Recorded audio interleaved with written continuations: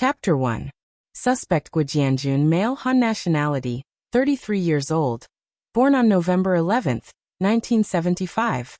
Suspected of organizing and leading criminal syndicate, intentional homicide, intentional wounding, intentional arson, intentional robbery, intentional trading and illegal possession of firearms, intentional explosion, rape, smuggling, indecent assault, coercion and organizing prostitution, illegal gambling, extortion, bribery, illegal detention, disrupting financial order.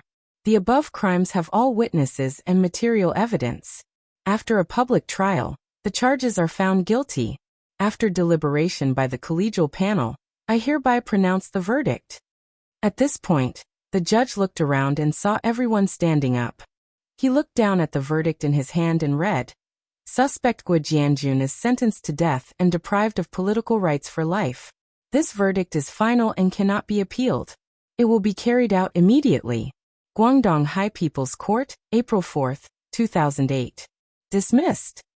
In the solemn courtroom, the crowd immediately applauded and cheered. Someone shouted, "Get rid of evil for the people." The judges on the main bench left one by one. The defendant on the dock was wearing a prisoner's uniform and had a shaved head. 2 armed policemen pushed him out by the arm. His hands and feet were wearing heavy handcuffs and shackles, dragging on the ground. His footsteps were slow and heavy, although he had been sentenced to death and would be carried out immediately. But he did not have the lifelessness of a prisoner before death. Instead, the corners of his mouth were raised, and there was always a faint smile. When he walked to the door, the bright sunlight shone on his bald head. Guo Jianjun stopped and took a deep breath. His heart warmed, and he suddenly felt a sense of rebirth. The cold handcuffs in his hands also seemed to have a trace of warmth. His gaze fell on the crowd of commoners. This is Guo Jianjun? He doesn't look like a bad guy. Why didn't he learn good things at such a young age? A white-haired old woman stared at Guo Jianjun, probably because she was old and couldn't see clearly. She wanted to see what this notorious villain, who was famous throughout the province for doing all kinds of evil, looked like. The rest of the crowd was also moving. The cameras in the reporters' hands were flashing non-stop. Unfortunately, the surrounding armed police would not let them get close. Guo Jianjun bowed deeply in the direction of the old woman. The white-haired old woman shouted, "Child, remember to be a good person in your next life."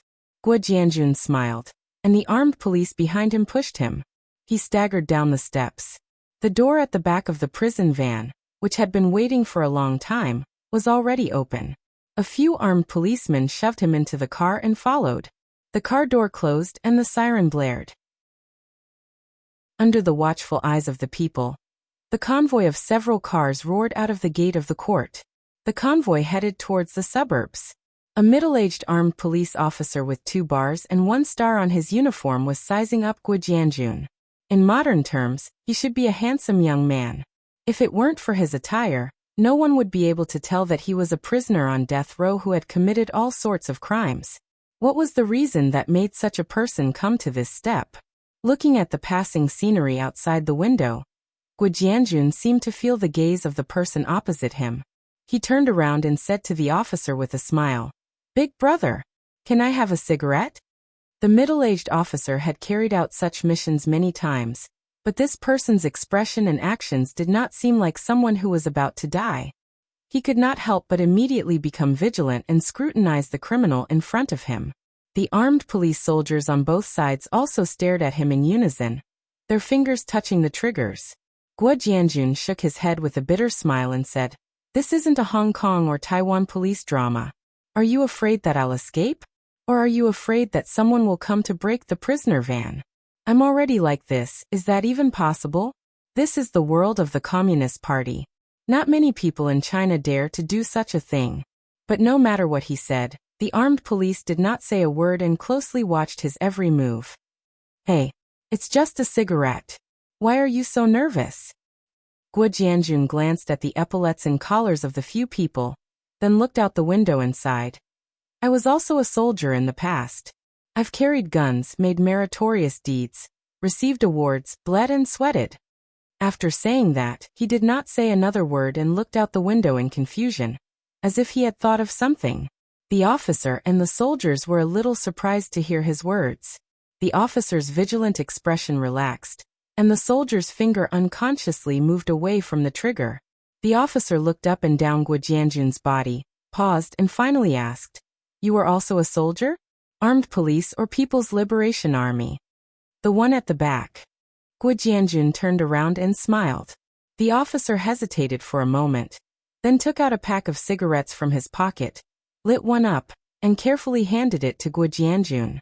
The latter thanked him, put the cigarette in his mouth, and took a deep breath before exhaling. Facing the former's questioning gaze, Guo Jianjun slowly said, "I was a soldier in 1993, an infantryman.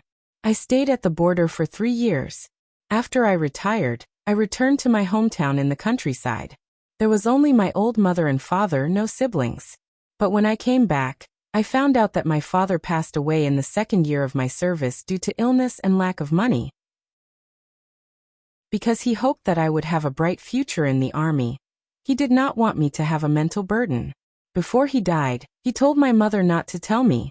When I returned home, my father was gone, and my mother was bedridden. Although I was grieving, the living still had to live, and my mother's illness still had to be treated.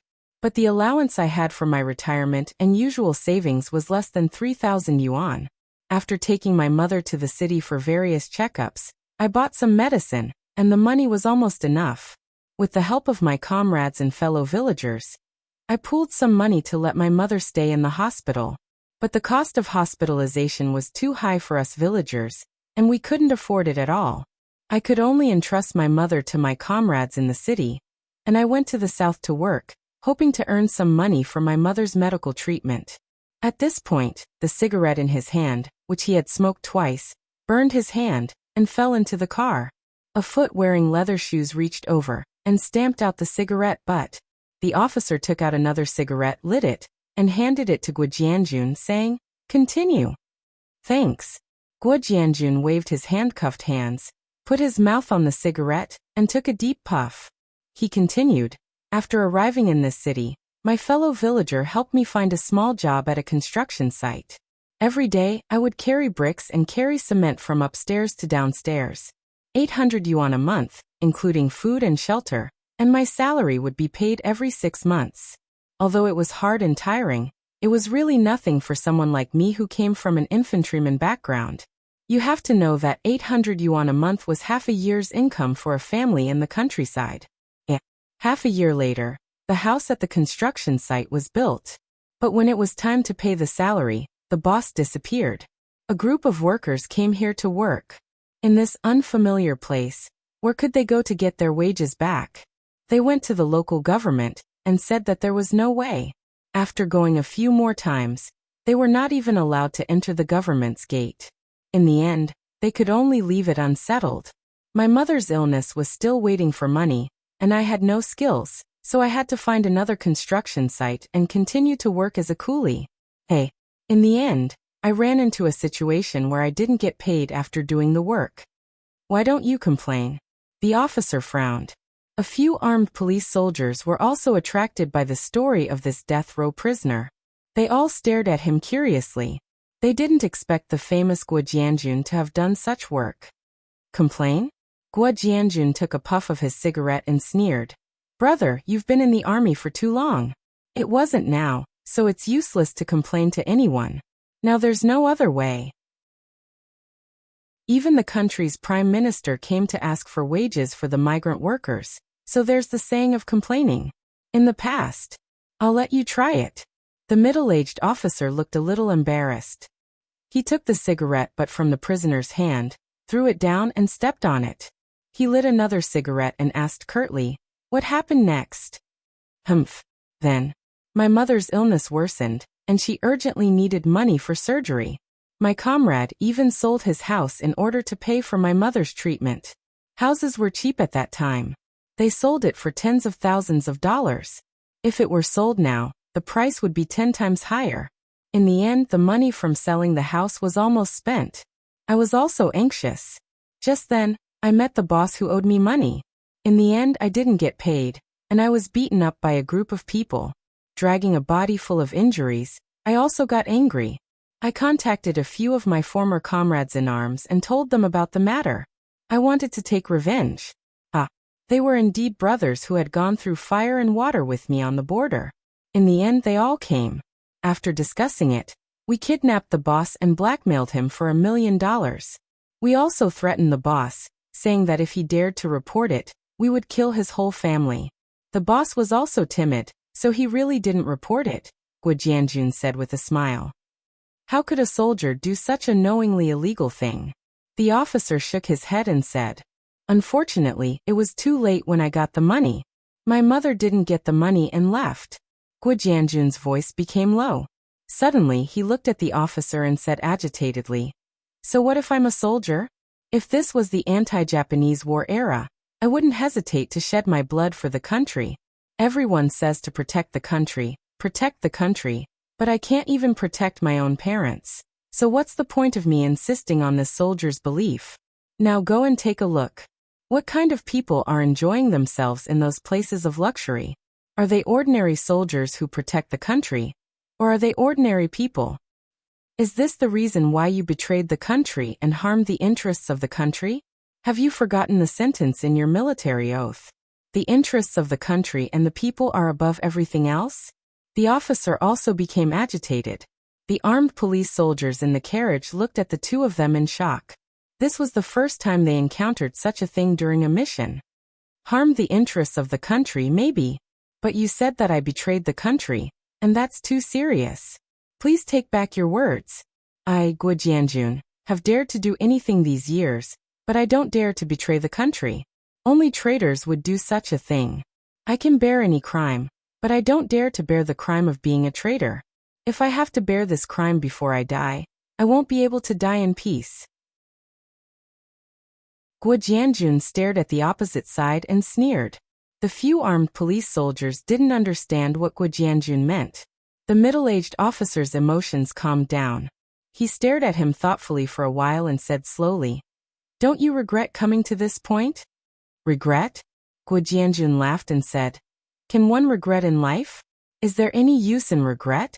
People who are in this line of work know that sooner or later, you will have to pay the price. It's just a matter of time. At most, you will be a good man again after 18 years. 18 years, a good man again? The officer couldn't help but laugh and said, Have you read too many Wuxia novels? Not more and not less. Oh right, let me introduce you to a place to read novels. Go to Qidian website when you have time. There are quite a lot of novels there. Guo Jianjun said. The middle-aged officer nodded and said with a smile, Thank you. I'll take a look in the future. The prison van jolted. It was obvious that they had reached the outskirts and were not far from their destination. Guo Jianjun glanced at the armed police soldier sitting in the innermost corner. The soldier had been wearing a black hood, and had not taken it off since the beginning. He couldn't help but ask the officer, Later, will that brother send me on my way? The officer nodded and didn't say anything else. Guo Jianjun shouted to the armed police soldier wearing a black hood, Brother! Oh please. Later, be steady and give me a quick death. But no one paid attention to him. Maybe it was because they were almost at their destination. Before he died, Guo Jianjun leaned his head against the wall and swayed with the van. Yesterday's prosperity was like a dream. He had beauties in his arms, but in the blink of an eye, it was like a fleeting cloud. An old song came to his mind. He couldn't help but murmur, Last night stars have fallen and disappeared in the distant Milky Way. I want to remember, but I've forgotten. The van slowed down and came to a sudden stop. Guo Jianjun was dragged out of the van. He looked up at the sky that had become overcast with lightning and thunder. After the police and armed police negotiated, they pushed him to the designated place of execution. The executioner was loaded with bullets. The black muzzle was aimed at the prisoner, and his finger was on the trigger. Just when he was about to pull the trigger, he heard a clap of thunder in the sky. Guo Jianjun, who had already closed his eyes, suddenly opened them. A purple bolt of lightning struck from above. He only felt his body go numb and gradually lost consciousness. Before his consciousness dissipated, he asked himself in his heart, Do I really deserve to die? Do I deserve to be struck by lightning? The death row prisoner's charred body instantly collapsed. The police and armed police were all stunned. After the commander came back to his senses, he called the forensic doctor over to check. After a while, the forensic doctor stood up and shook his head. He's already dead. Standing in front of the blurry corpse, the commander looked at the camera in front of him. Fortunately, he had recorded it. Otherwise, he wouldn't be able to explain himself. He then took the executioner's gun and pressed it against the corpse's heart. Bang!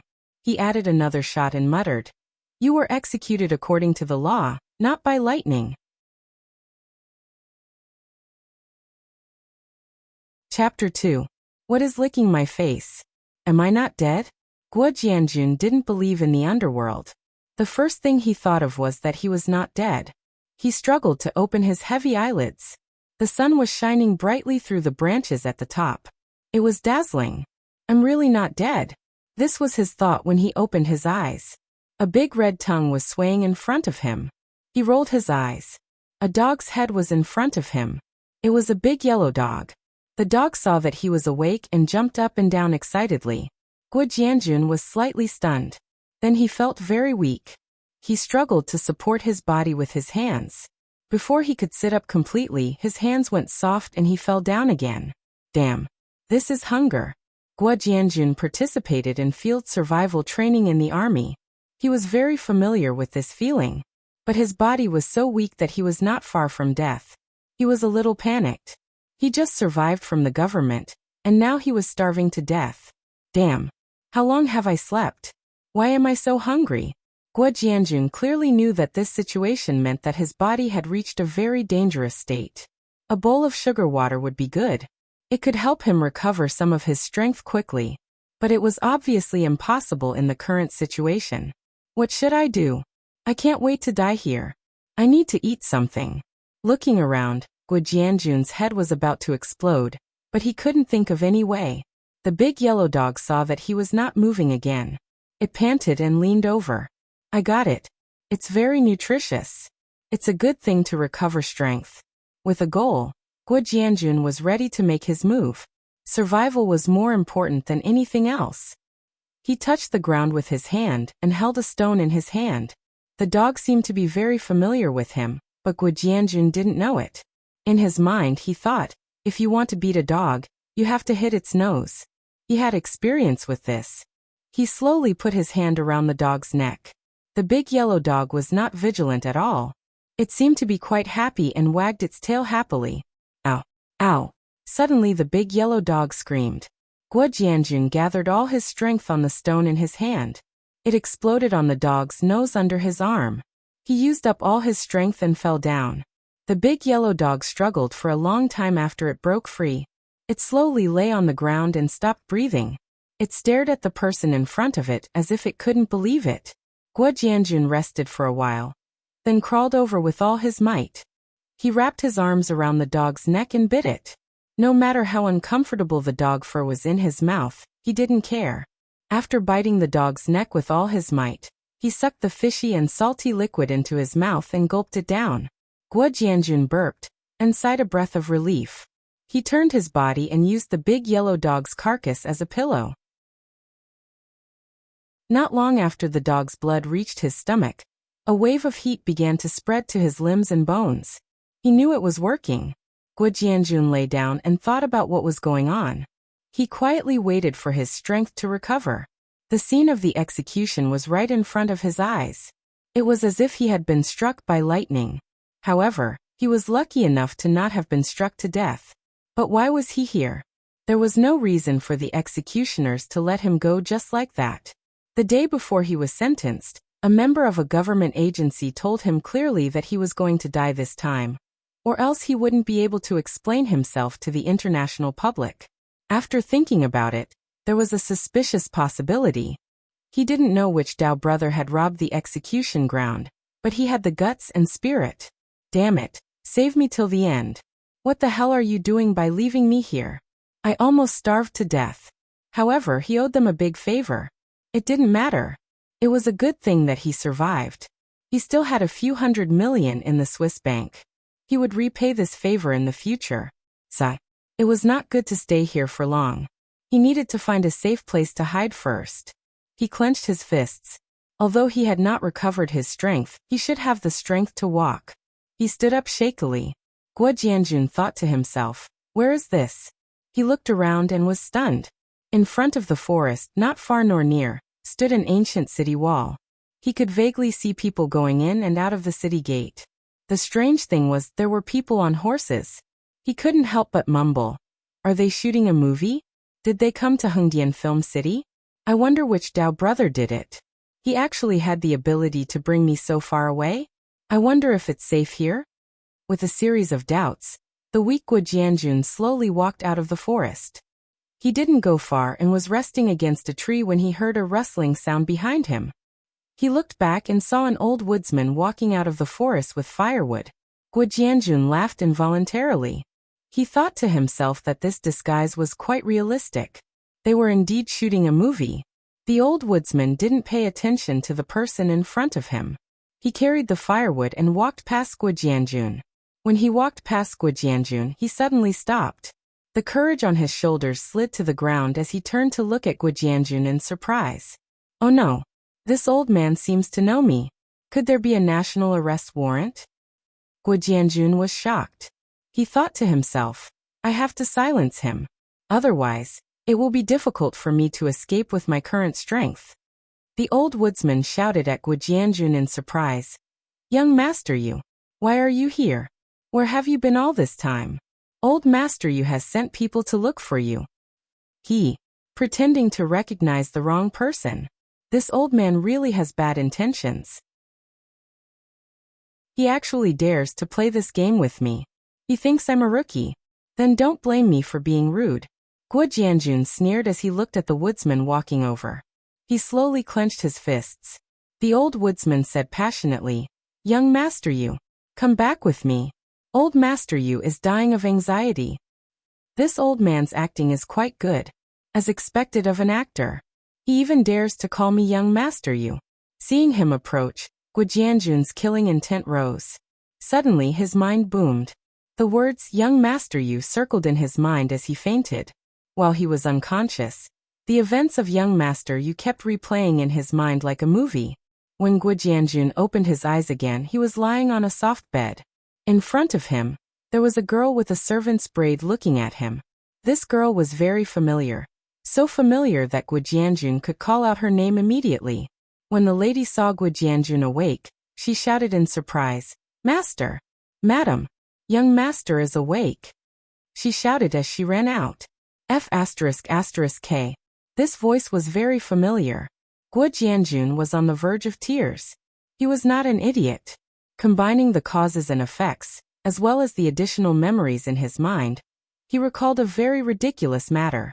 He had read about this matter countless times in online novels. Guo Jianjun was really dead. He had transmigrated. If he was not mistaken, his name was now Yu Qianqiu.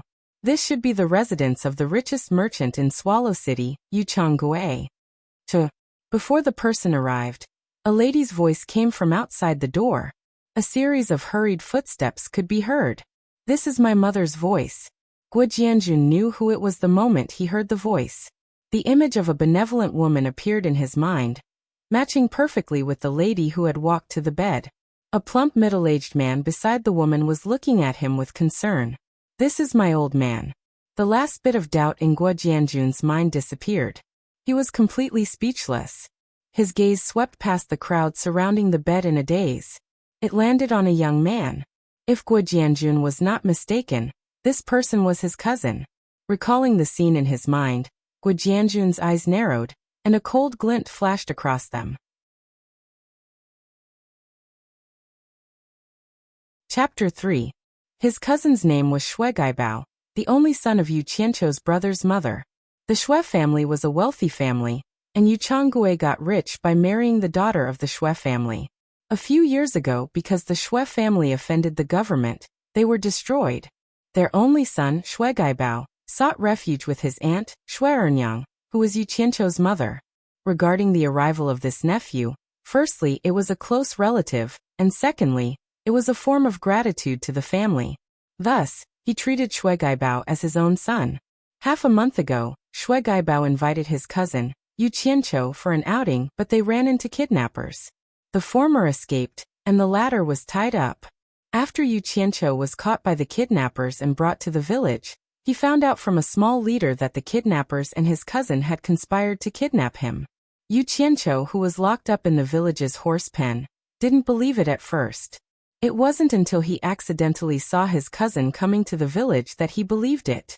He was lucky. On the day his cousin came to the village, a big yellow dog he raised followed his scent and found him.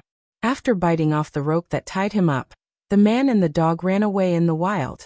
Luckily, the big yellow dog knew the way, and after running for 3 days, they finally arrived at the outskirts of Swallow City. When they were almost home, the hungry young master Yu couldn't take it anymore and fainted on the ground. After Guo Jianjun died, for some unknown reason, he possessed the body of the fainted Yu Qianqiu. When he woke up, he didn't recognize that dog. In the end, he killed it to save his life. It could be said that the big yellow dog saved his master's life twice. It was just that he was a little unwilling to die. Before he fainted, the young master couldn't understand why his cousin wanted to harm him. He couldn't understand, but it didn't mean that Guo Jianjun couldn't. The Yu family was the only son, and now that his only son was dead, the family's wealth naturally belonged to his nephew. Shui Baogai's face turned gloomy, but he hid it well and smiled kindly at Guo Jianjun. Oh, wrong. He should be called Yu Qianqiu now. Son of AB****, it seems like you won't give up on killing me. If I'm killed by you again, I'll have wasted all these years of being a big brother. Yu Qianqiu thought to himself. You ungrateful thing, see how I'll deal with you. The doctor came, took her pulse, and told her that her body was still a little weak, but it was not a big problem. She would be fine after a few days of rest. After a while, only the serving maid was left in the room. Yu Qianqiu didn't say a word. His mind was still in a mess. His thoughts were constantly going back and forth, and he needed to sort them out. After some time, Yu Qianqiu finally understood the ancient costumes in front of him. According to the saying of his previous world, this was an authentic ancient era. But apart from language, this ancient era did not belong to any dynasty that he knew of. He did not know what kind of place he had transmigrated to. He only knew that this place was called the Wuxia Empire. The meaning of the name was still acceptable according to his understanding in his previous world. In short, the customs here were no different from the ancient times of China in his previous world. Yu Qianqiu was amused. He had read many online transmigration novels in his previous world, and the protagonists were all doing well. Should he try to usurp the throne? If he really couldn't do it, ruling over the world was not a bad choice. But after thinking about it, he gave up. Politics was too scary and tiring. In his previous life, he was lucky enough to come into contact with it, but he didn't play it well. See, he died here. From Yu Qianqiu's memories, he was shocked to find out that there really were deities in this world. Moreover, it was something that everyone knew about, and the person involved had even seen it before. There was a scene like this. One day, he went out to play and came to a green mountain and clear water. He found a peerless beauty with a sword on her back washing her hair beside a mountain spring. When the beautiful lady saw Yu Qianqiu, she snorted coldly. She stood up gracefully. Her clothes were as white as snow. She unsheathed her sword and stepped on it, turning into a ray of light. That beautiful face lingered in Yu Qianqiu's mind for a long time. Now lying on the bed, Yu Qianqiu kept replaying that scene. He had to admit that the girl was too hot. He had seen many beauties in his previous life, and there were many with golden hair. But none of them could compare to that fairy sister. It was something that could only be seen but could not be reached. It wasn't the behavior of a man to be unable to get close to such a beauty. Yu Qianqiu's heart felt like it was being cut by a knife. He cried out in sorrow, "Damn!" The maid in the room, Qing Chao, heard her young master's cry and hurried over to ask, "Young master, are you thirsty? I'll pour you some water." Yu Qianqiu rolled his eyes. This maid's comprehension was too poor. She could hear that he was thirsty. Then he understood that this term didn't exist in this era. There was no other way. Qing Chao brought over a cup of water. Her small arms wrapped around Yu Qianqiu, and he drank a mouthful. As he breathed, he caught a whiff of the faint fragrance of a virgin. glancing at the green grass, he thought to himself, "There's something good about this place. Things that were almost extinct in my previous life are abundant here, truly abundant." He suddenly thought of another problem. He didn't know if that beautiful lady already had an owner. With such a beauty, there were probably many people who coveted her. It's over, it's over. The difference in status was too great. There was no hope for him. Sooner or later, she would fall into someone else's hands. How could he let this happen? Zhao Wuchou, who was lying on the bed with a dead look, was extremely anxious. He sat up abruptly. The maid Qing Chao was shocked. She hurried over to support him and asked, "Young master, what do you want to do?" She didn't know that her young master had already made up his mind to cultivate for the rest of his life. Sigh. Yu Qianqiu let out a long sigh and lay down. His heart was cold. Where can I go to cultivate as an immortal? I have no clue at all. When I really become an immortal, the good cabbages will be taken by pigs. Do you expect people to wait for you to compete for the cabbages placed in a pig's nest? Let's see who can take it first. Just as he was in despair, Shui Gaibao came in with a small bowl. Qing Chao hurriedly took it. When Yu Qianqiu saw it was this guy, he instantly became alert. Shui Gaibao sat on the side of the bed and grabbed his hand. He shook his head and smiled bitterly. "Cousin, it's all my fault. If I didn't invite you out to play that day, you wouldn't have met with the kidnappers and suffered. Luckily you came back safely. If not, I would feel guilty for the rest of my life. I wouldn't have the face to see uncle and aunt." "Damn it, bastard. You're crying like a cat, crying like a mouse. You're playing this game with me. Do you really think I'm that idiot?" Yu Qianqiu.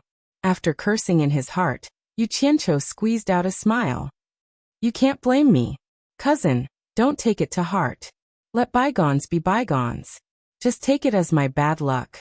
Although he said this, he thought in his heart, "You're unlucky to meet me. When I recover, I'll kill you immediately. Keeping you by my side is more like I'm tired of living. If cousin can think like this, I won't say anything." As he said this, he wiped away the 2 drops of tears at the corner of his eyes. He took the small bowl in Qing Chao's hand and said, "This is chicken soup that I personally cooked. Take it as an apology to calm cousin's shock. Come Qing Chao, help cousin up. I'll feed him personally." Just as Qing Chao agreed, Yu Qianqiu hurriedly stopped her. He said with a serious expression, "Cousin, I already said that let bygones be bygones. What do you mean by this? A gentleman stays away from the kitchen. You want cousin to personally cook for me? Do you want me to feel uneasy for the rest of my life? How can I drink this chicken soup?" This is... Just as Shui Gaibao was about to explain, Yu Qianqiu hurriedly said, "Cousin, don't say any more. I will never drink this chicken soup. Qing Chao, send cousin out." After saying this, he turned his back to the two and pretended to be angry. Shui Gaibao was stunned. He didn't expect that his cousin, who was always obedient to him, would be so tough today. He felt nervous. Could it be that what he did had been discovered? After thinking about it, he felt that it was impossible. He did it flawlessly. It should be impossible for him to be discovered. His expression softened a little. He said embarrassedly, "Since that's the case, cousin will go out first. Cousin, rest well." After he went out, Yu Qianqiu turned around and looked at the small bowl on the table. He thought to himself, "If I dare to eat the food you sent, wouldn't that be seeking death? Who knows if you poisoned it? No, I have to get rid of him as soon as possible. It's not easy to live in fear."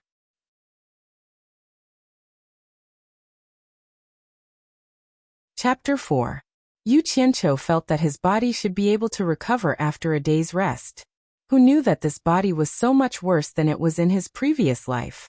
Although he was still a young man, his physique was rather poor, and it took him almost 3 days to recover.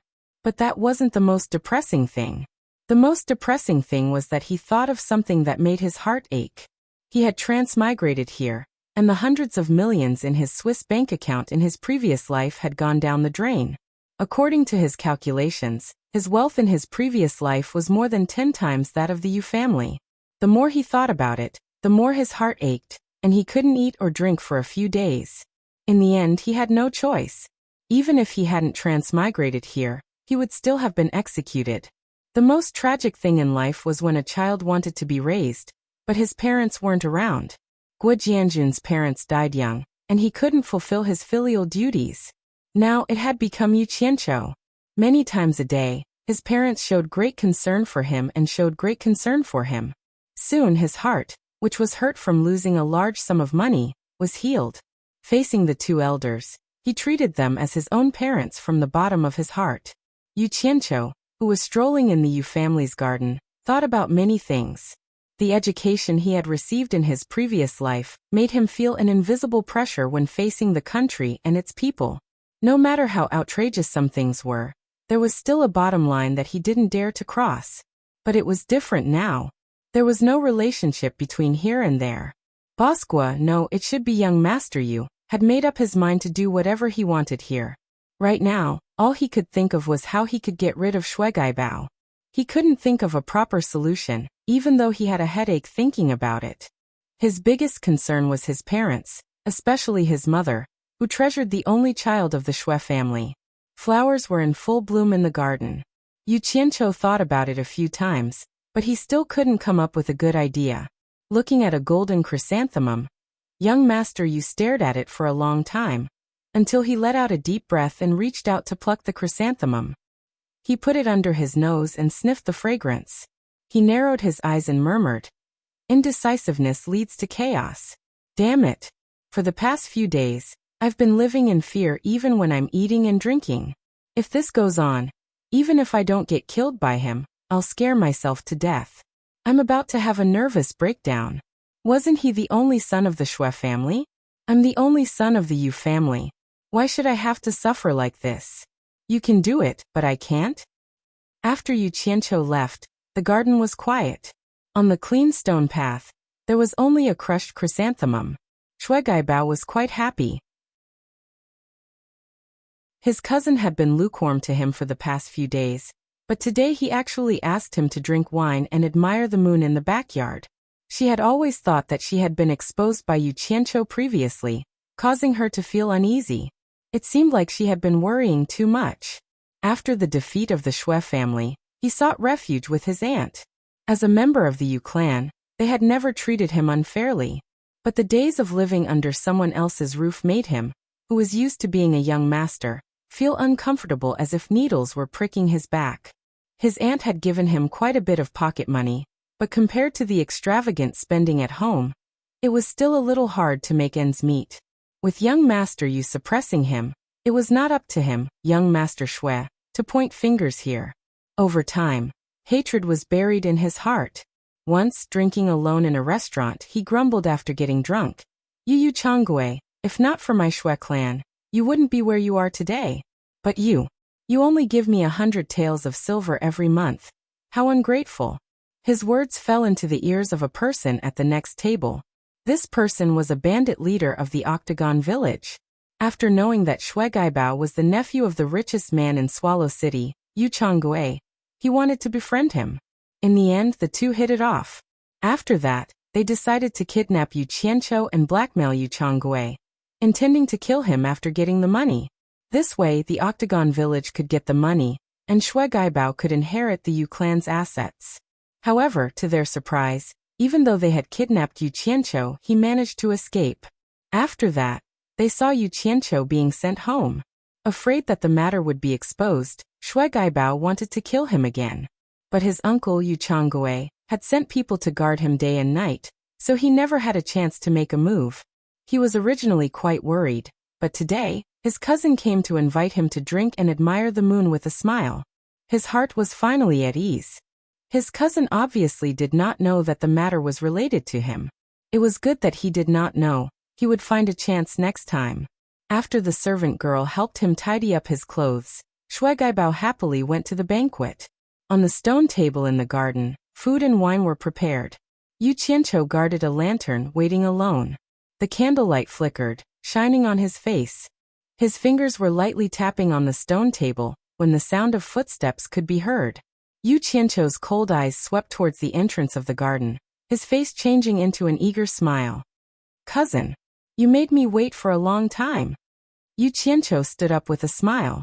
Shui Gaibao walked over and pointed at himself, saying, "My clothes are not neat. How can I come to cousin's date? We are a family, there is no need to care so much. Cousin, sit." Yu Qianqiu invited him to sit, picking up the wine jug to pour wine for him. As he raised his hand, he accidentally touched the lantern on the table. The lantern fell to the ground, the flame extinguishing, and it was instantly dark. Yu Qianqiu said, "Look at how clumsy I am. Cousin, don't rush, just light it up again, I will pick it up." Shui Gaibao finished laughing and bent down to pick it up. Just as he stood up, he saw a black shadow smash towards him. Shui Gaibao grunted and fell down. Under the moonlight, Yu Qianqiu held a rod, going around the stone table, holding the rod with both hands, smashing the head of the person on the ground. After a while he finally stopped moving and kicked the floor, saying, "Damn it! I can't be bothered to talk to you. I'm afraid you won't die." The candlelight was lit up again, and young Master Yu took the lantern and shone it at the mangled corpse on the ground, then poked it with the rod. Seeing that it was dead, he nodded. Putting the lantern back on the table, he poured a cup of wine and drank it in one gulp, smacking his lips, saying, "Finally rid of this scourge, I can sleep in peace. Nice. Old Master will have to worry about the rest. I don't believe he will send me, his only son, to the authorities." With that said, he picked up the rod and walked away, muttering. One could faintly hear him saying, "Fuck. I can't even find a suitable weapon in such a huge residence, forcing me to find such a thick rod from the firewood pile." Young Master Yu carried the rod to the kitchen, threw it into the stove and left. He went around to the entrance, found a corner, and squatted down. After squatting for a while, Yu Qianqiu felt that something was missing, touched his chest, and was stunned. He sighed. "I have to quit even if I don't want to, damn it. Where am I going to find cigarettes to smoke?" The door opened and Yu Changgui, who had just finished socializing, returned with 2 attendants.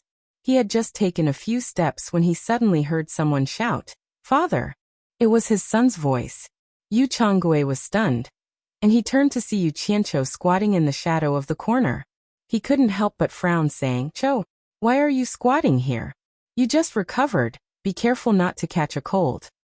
"Father, I have something to tell you." Yu Qianqiu walked over slowly. Yu Changgui knew that his son had been waiting here for him, and this was the first time he had seen him like this. He said to the attendants behind him, "Go back and rest." The 2 of them respectfully retreated. "What's the matter?" Yu Changgui asked in a loving tone. Yu Qianqiu said, "Father, follow me." The former did not ask any more questions, and followed his son to the garden. Yu Qianqiu picked up the lantern on the stone table, and it illuminated the corpse on the ground. Yu Changgui looked in the direction of the candlelight, and the person lying on the ground was badly mutilated, and his head was smashed into a pulp. He could no longer tell who it was. However, he could still tell from the clothes of the people in the Yu residence, and he could vaguely guess who the corpse on the ground was. He frowned slightly and said, "It's your cousin?" Yu Qianqiu nodded, and observed his father's expression. Seeing that his father did not have much of a reaction, he thought to himself, "I was right. For a business to be this big, how could it be simple?" Yu Changgui sat down on the stone bench, stared at his son and asked, "Why did you do this? Did he have anything to do with your previous kidnapping?" His son did not directly answer him, and only filled up the wine cup in front of his father, saying, "The wine and dishes are clean, no one touched them." After saying that, he filled up his own cup, sat down, and after drinking a cup he slowly told his father what had happened. The more Yu Qianqiu spoke, the darker Yu Changgui's face became. When the former finished, the latter slammed the table, and said angrily, "As expected, it's this unruly bastard. He actually wants to end our Yu family's line. I have long suspected that it was him. If it wasn't for your mother, I would have made him beg for death. Father, I killed him with my own hands. I'm afraid that if my mother finds out..." Before Yu Qianqiu could finish, Yu Changgui waved his hand and said, "You don't know anything, go back and rest. I'll handle this." "Got it, father. Then I'll go wash up and sleep?" Yu Qianqiu asked, and his father nodded. Seeing his son leave indifferently, Yu Changgui was slightly surprised. He did not expect his son to kill someone with his own hands, and even more so, he did not expect his son to be so calm. He knew how much mental fortitude was required to do this. It seemed like he had been stimulated by this kidnapping, but now, it seemed like it was not a bad thing. At least it was better than being a muddle-headed young master. After drinking a cup of wine, he sighed. My Yu family finally has a successor. I haven't been a big brother for many years. I don't like the cold bedside. Don't force me to miss. Don't force me to cry, I'll fall out.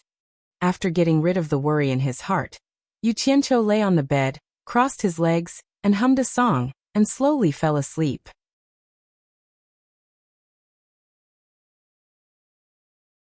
Chapter 5.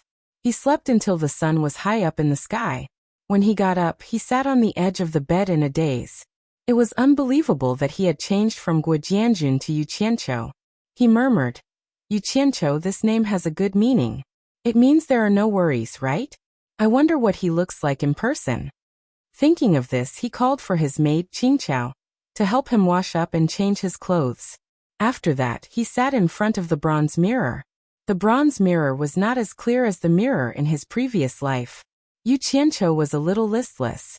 No matter how unclear he was, he could roughly see his appearance. Compared to the handsome boss Guo in his previous life, his current appearance was simply too ordinary. The only good thing about him was that he was younger than in his previous life. He was only 16 years old this year. He comforted himself by thinking that it was probably the mirror's problem. He ordered Qingqiao to prepare a basin of ink. His ordinary face was reflected in the basin. Yu Qianqiu completely gave up. Last night, he was still dreaming of an immortal sister, a handsome man and a beautiful woman. Now he could only dream. Someone reported to the authorities that the bodies of a man and a woman were found outside the city. After an investigation by the authorities, they confirmed that the dead were Shui Gaibao and his personal maid from the Yu residence. They had probably encountered bandits and were killed. After the Yu residents received the news, they sent people to confirm the identities of the dead. When she learned that Shui Gaibao was dead, Shui Ernyang cried her heart out. However, the authorities could not find out who the murderer was.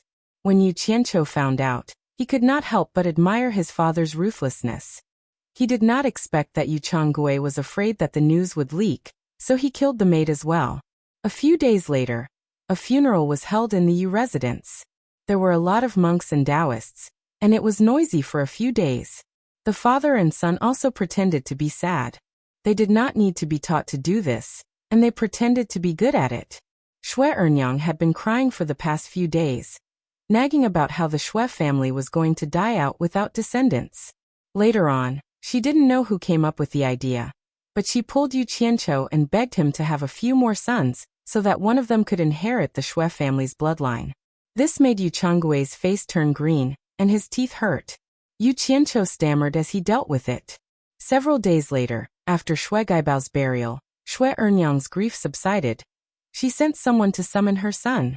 When Yu Qianqiu heard his mother call him, his scalp went numb. These few days he had been scared by his mother's crying. He even regretted killing Shui Gaibao back then. His father was smart and found an excuse to hide outside. Seeing that his mother had stopped crying, Yu Qianqiu heaved a sigh of relief and sat down obediently. Mistress Shui held a sparkling and translucent jade pendant in her hand, and stared at it in a daze. Not long after, her eyes turned red again, and tears welled up in them. Mother, why did you call me here? Afraid that she would cry again, Yu Qianqiu quickly changed the topic. Mother, why did you call me here? Afraid that she would cry again, Yu Qianqiu quickly changed the topic. Shui Ernyang nodded, and told him the reason why she called her son over. It turned out that the Shui family was established in the generation of Shui Ernyang's great-grandfather. It was said that the ancestor of the Shui family once saved an immortal, and that immortal helped the Shui family to build a business and left a jade pendant. Before he left, he told the Shui family that he could help the Shui family again in the future, and if they had any requests, they could break the jade pendant and he would come. At that time, the ancestor of the Shui family was still young, unmarried, and honest. He never intended to ask for help from an immortal again, so he passed down the jade pendant as a family heirloom. When it came to the generation of Shui Ernyang's father, he didn't dare to tell his eldest son about the jade pendant. Before he died, he gave the jade pendant to his daughter, and told her that if there was a good man among her brother's children, the jade pendant could be passed on to him. If there wasn't, he would rather let the jade pendant become an ordinary item than disturb the immortal. Now that the only descendant of the Shui family had died, there was no way to pass the jade pendant on. What Shui Ernyang meant was that she wanted to use the jade pendant to make a deal with her son. As long as her son promised to adopt one of his children to inherit the Shui family's bloodline, she was willing to leave the jade pendant in her hand to her son, and not pass it on to the Shui family. After listening to his mother's words, Yu Qianqiu's eyes immediately emitted a green light. He stared at the jade pendant in his mother's hand, and swallowed with difficulty. Ever since he found out that there were immortals in this world, he had been obsessed with them. He had never expected that this matter, which he had been unable to find a way out, would be in the hands of his mother. However, when his mother brought up the matter of adopting a son, her father strongly opposed it. In this world, the responsibility of having children was as great as the heavens.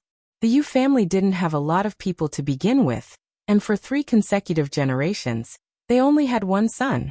When Yu Qianqiu went missing, Yu Changgui was so anxious that his mouth grew a circle of blisters. If his son really had a promising future, and could have 1 or 2 more children, he would be overjoyed. How could he bear to let someone else adopt a son? At that time, he had flatly rejected the idea. Can I make the decision on this matter? Thinking of this, Yu Qianqiu embarrassedly said, Mother, why don't you ask father?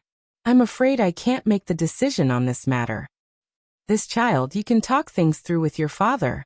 What else do I need to say to you?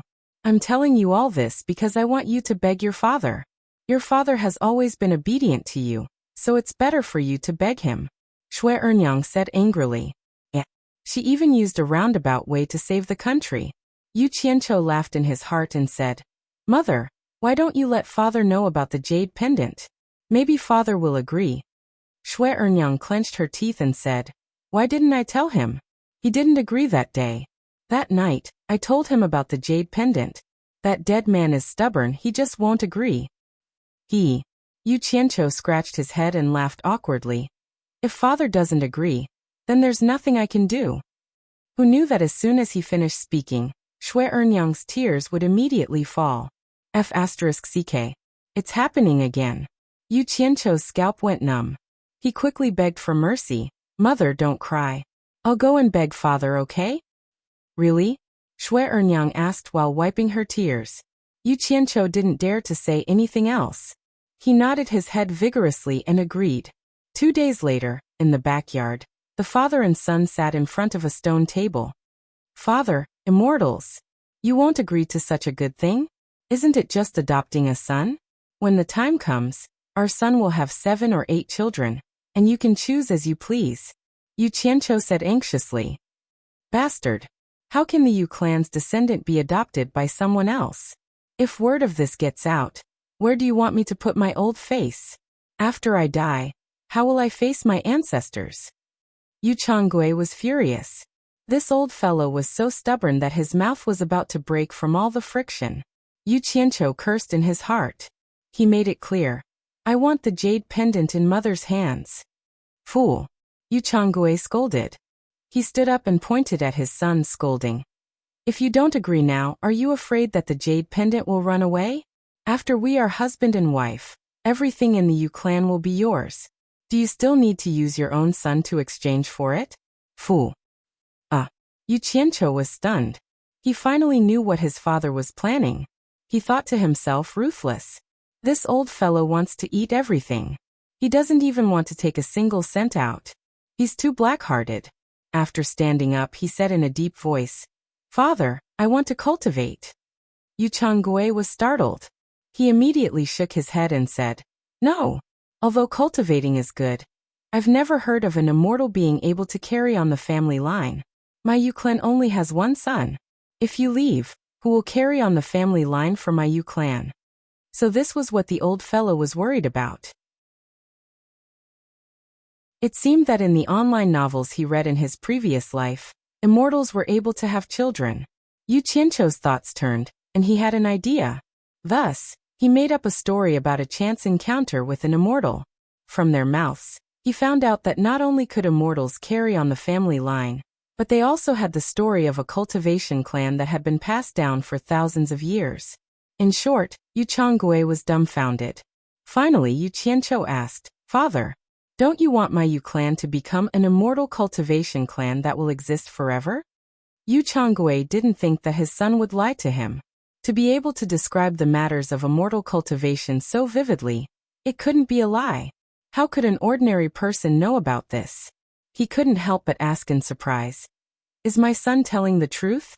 You really didn't lie to me?" Yu Qianqiu knew that his father was moved. He added fuel to the fire and made a promise. Yu Changgui immediately agreed. The two of them immediately went to find Shui Ernyang. I'm rich. I'm rich." Holding the sparkling and translucent jade pendant in both hands, Yu Qianqiu was extremely excited. He finally got his hands on it. He wanted to smash the jade pendant on the spot. He couldn't wait to leave with the immortal. Damn it, that's an immortal. It doesn't matter if I lose a few hundred million in UBS. Even if it's a few hundred million, I won't even look at it. If it wasn't for Yu Changgui pulling him to take a bath and burn incense to pay respect to the immortal, he would have really done it. At first, when Shui Ernyang heard that her son was going to leave with the immortal, she didn't want to inherit the Shui clan's bloodline anymore. She refused to hand over the jade pendant no matter what. But how could she resist this father and son who had the same opinion? One old and one young. One coaxed and deceived. After a lot of effort, they finally got the jade pendant. In the back garden, an incense table was set up. After taking a bath, Yu Qianqiu knelt there, excited and nervous. He held the jade pendant and trembled nonstop. At the last moment, he was worried about personal gains and losses. One moment, he was thinking about whether the jade pendant was really useful. The next moment, he was thinking about whether the immortal would take him away when he came. All kinds of strange thoughts came to his mind. Knowing that her son was going to leave, Shui Ernyang leaned on her husband's arms and wiped away her tears. Yu Qianqiu, who was kneeling there, turned his head to look at the two of them and said, "My son is going to fall." In fact, he had said the same thing 3 times. Every time, he just said it but didn't do it. It could be seen that this guy was indeed a little nervous. When he said the same thing for the 7th time, Yu Changgui was angry. He walked over and grabbed the jade pendant in his hand. Pa! The jade pendant shattered on the ground. Suddenly, the whole back garden became strangely quiet. Shui Ernyang also stopped crying and looked around with her eyes wide open.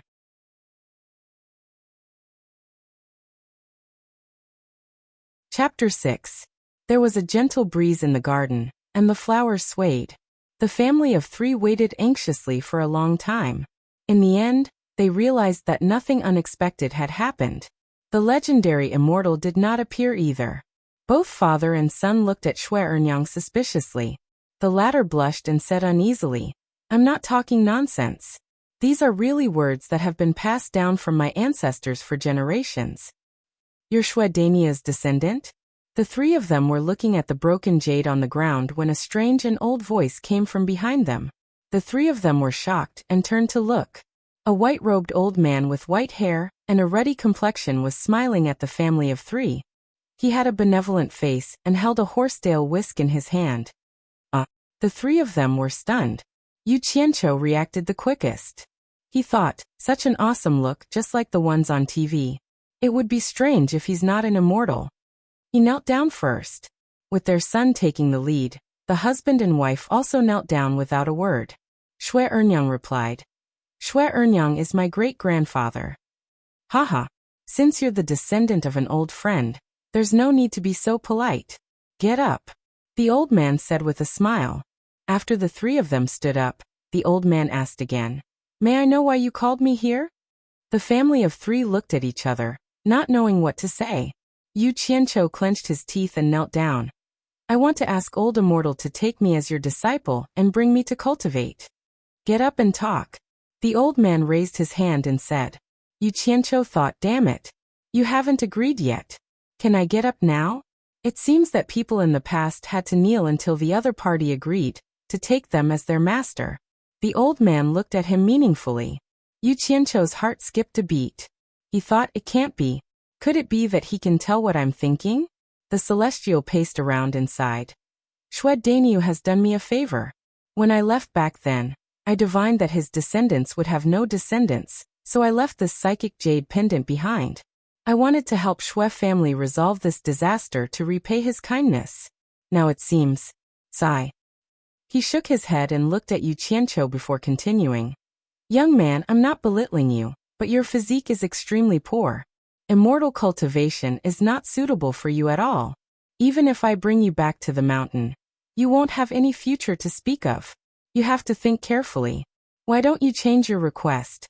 When Yu Changgui and his wife heard the old immortal's words, they deeply agreed and looked at their son worriedly. Holy shit. The old man spouted so much nonsense. In the end, he just wanted to go back on his word. Change the request? What haven't I played before? Do you think there's anything else in this broken place that can attract me other than immortals? Where else could he find such a good opportunity after losing it? Damn it. I don't want to trade. Let's see who is thick-skinned. This was what Yu Qianqiu thought to himself. He didn't say anything.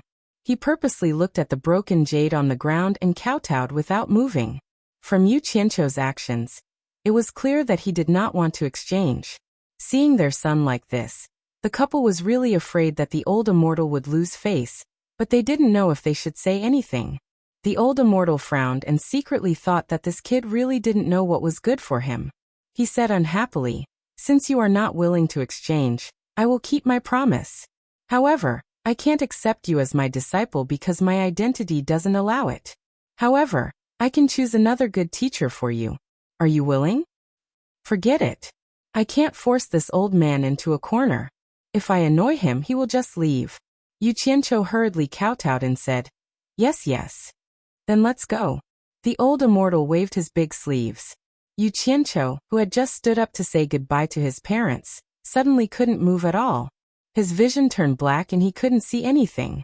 He could only hear the whooshing sound beside his ears. He couldn't help but curse the old immortal's 18 generations of ancestors in his heart. The couple in the garden saw the two people suddenly disappear in front of them. After a moment of shock, they also knew that their son had been taken away by the old immortal, Ong Guangsung on Qingguang Mountain. There are traces of immortals in the depths of the clouds. The human world is blessed with boundless happiness. I am willing to live in this mountain for the rest of my life. Qingguang Mountain was about 3,000 feet high. It covered an area of several thousand miles. The mountain was steep and the forest was dense at the foot of the mountain. Wild beasts roamed everywhere. It was a place that was rarely visited by humans. What the world didn't know was that there was another scenery at the top of the mountain. Ong Guangsung, who had extraordinary strength in the cultivation world, was at the top of the mountain. A ray of light streaked across and landed in front of Ong Guangsung's mountain gate. Yu Qianqiu's whole body relaxed. His eyes lit up. He could finally see after holding it in for a long time. After asking around, he had already reached the top of the mountain. Halfway up the mountain, there was a sea of clouds and fog. The whole mountain top was shrouded in a layer of hazy green light. Yu Qianqiu thought, what a paradise on earth. It really is like the place where the immortals live. Follow me. The old immortal beside him lightly shouted. Young master Yu hurriedly followed. When the two boys guarding the mountain gate saw the old immortal, they bowed together and said, Greetings, sect master.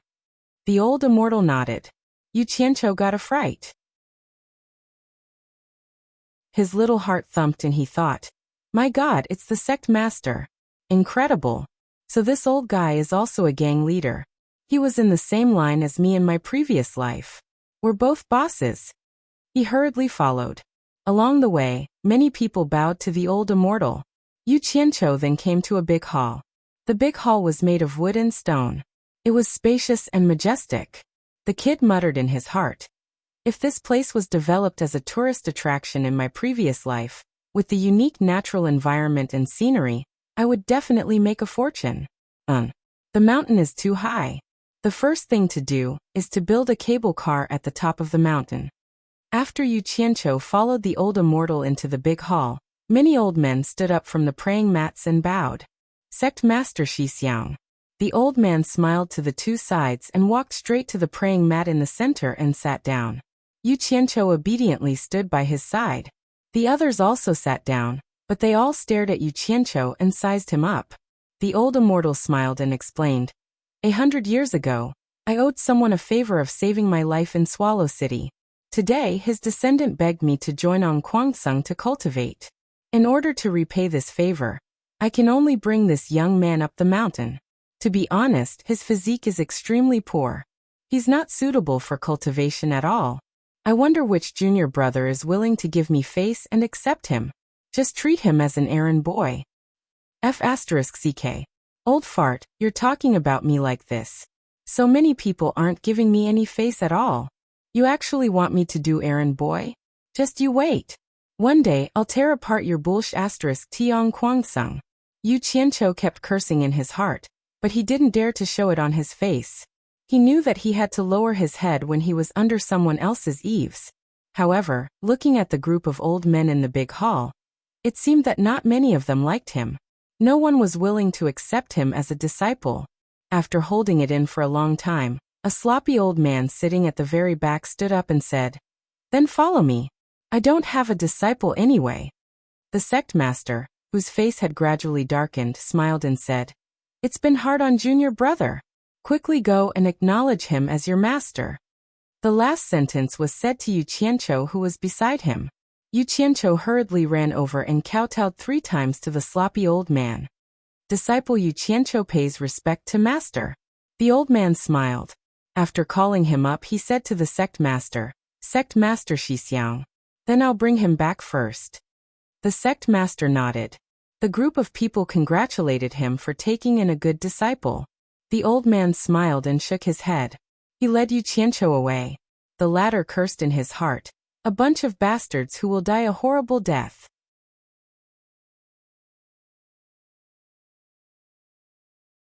Chapter 7. Yu Qianqiu, right? The master who was walking in front asked indifferently. The disciple behind quickly replied, "Yes, master." His voice was very respectful, and even a little flattering. His foundation is terrible, only this name is a little interesting. The master nodded and asked, "Why do you want to cultivate?" The disciple immediately replied, "To subdue demons, to uphold justice." The master stopped, turned around and interrupted him. "Don't talk to me about these useless things. Answer me honestly. If I tell you the truth, and you don't chase me away, I'll tell you to pick up girls. Do you understand?"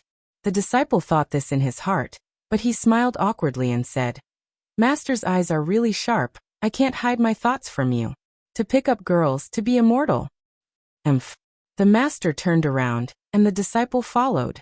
The two of them asked and answered, and gradually walked away. From the master's words, Yu Qianqiu more or less understood on Kwangsung. The master's name was Hao Sansi, an 8th-generation disciple, and was of the same generation as sect master Lu Chongqing. As for those with higher seniority, they didn't care about worldly affairs, and hid in the back mountain to cultivate. Speaking of which, Yu Qianqiu's seniority was quite high. On Kwangsung's seniority was at the 11th-generation disciple, and when he met Yu Qianqiu, who was a 9th-generation disciple, he had to call him Martial Granduncle. Hao Sansi had never accepted a disciple, and Yu Qianqiu was the first. After crossing a courtyard wall, Yu Qianqiu was shocked. Looking around, the back mountain was built along the mountain range, and there were probably more than 1,000 houses of various sizes. To be able to build such a large building complex on such a high mountain, one must have a lot of power. The evaluation that Yu Qianqiu gave to Ong Kwangsung was one word: rich. Looking along the pebbled road, the style of the houses was not the same, and most of them had a courtyard. The houses and courtyards were all of different sizes. Hao Sansi led Yu Qianqiu to a house that wasn't small, and the courtyard wasn't small either. After entering, Hao Sansi said, "I live here alone, and there are many rooms. You can choose anyone." Yu Qianqiu was a little dumbfounded when he entered. From the outside, the house looked good, but when he got closer, there was an indescribable smell, and it was very unpleasant. At that time he thought, Is this the smell of the legendary pills? Now he couldn't believe it. Is this the smell of cultivators? The stench of alcohol, sweat feet, and all sorts of garbage piled up to give off a putrid smell. Looking that. Yu Qianqiu couldn't tell what they were. There were black piles here and there, and they were almost taller than the courtyard walls. They emitted a messy stench, and there wasn't even a single weed in the entire courtyard. He felt like vomiting on the spot, but in order to give his master face, he forcefully held it in.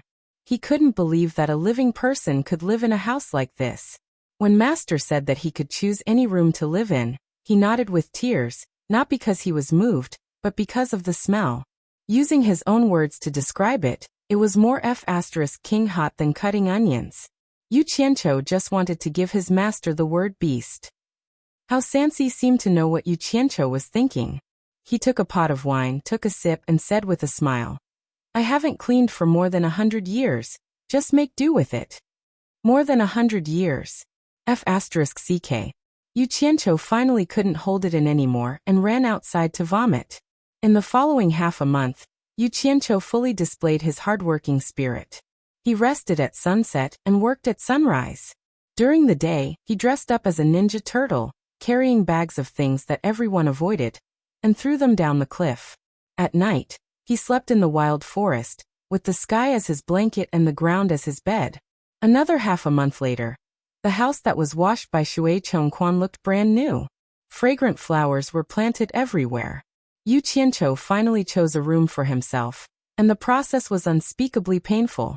He also understood why all the houses within a radius of 100 meters around his master were empty. "I see smoke rising again. Twilight covers the earth. I want to ask Smoke, where are you going? The sunset is poetic, the dusk is picturesque." It was still the same courtyard, and under the setting sun, smoke rose in spirals. Yu Qianqiu hummed a little song, wearing a hat made of banana leaves, and was very busy. The homemade oven was filled with things, and he was holding a brush, dipping it in sauce, and smearing it on the baked food. During this period of time, he made a lot of strange things to flatter his master. His purpose was self-evident. "What kind of *T song are you singing again? It's so bad." How Sansi scolded jokingly, holding a bamboo stick in his hand, skewering frogs, pheasants, rabbit meat. The surroundings were filled with an alluring fragrance.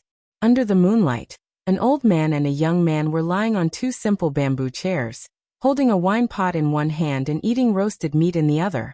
Between the two of them was an oven, and the fire was extinguished, giving off residual heat as it warmly roasted the roasted meat.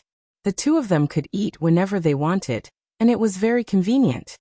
"Master, don't throw away the bamboo sticks after you finish eating. Please cherish the fruits of my labor." "I've gotten used to throwing them away. I'll definitely change, definitely change." "How are my friends from abroad?"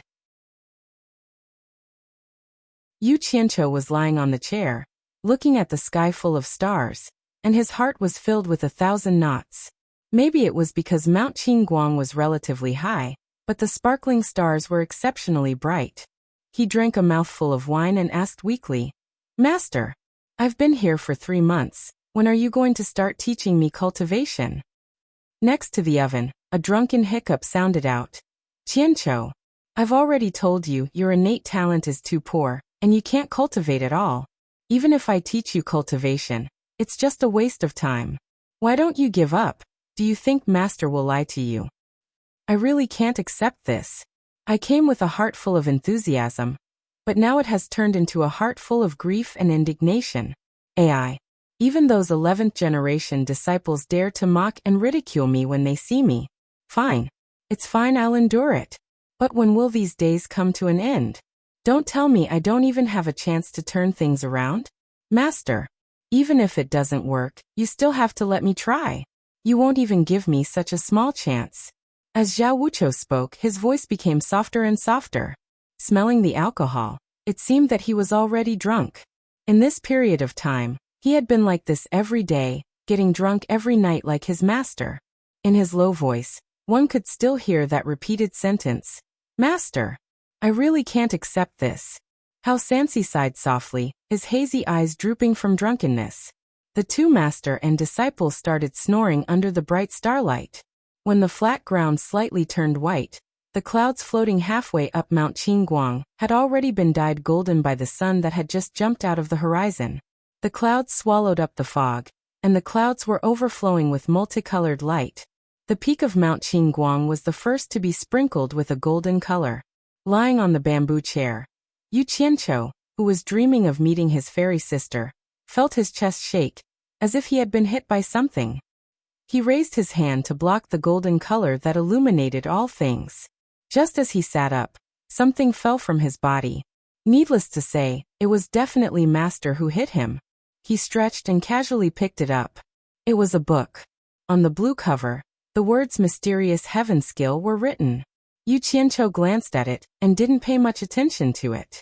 Just as he was about to throw it to the side, he was suddenly startled and looked at it in disbelief. At the bottom corner of the cover, there were two small words elementary. Wow! Yu Qianqiu jumped happily. The book in his hand was the elementary skill of Ong Kwangsung, Mysterious Heaven Skill. He had long heard of it, but it was a pity that he had never had the chance. After being happy, he tightly hugged it to his chest. Turning around, Master Hao Sansi was looking at him with a smile.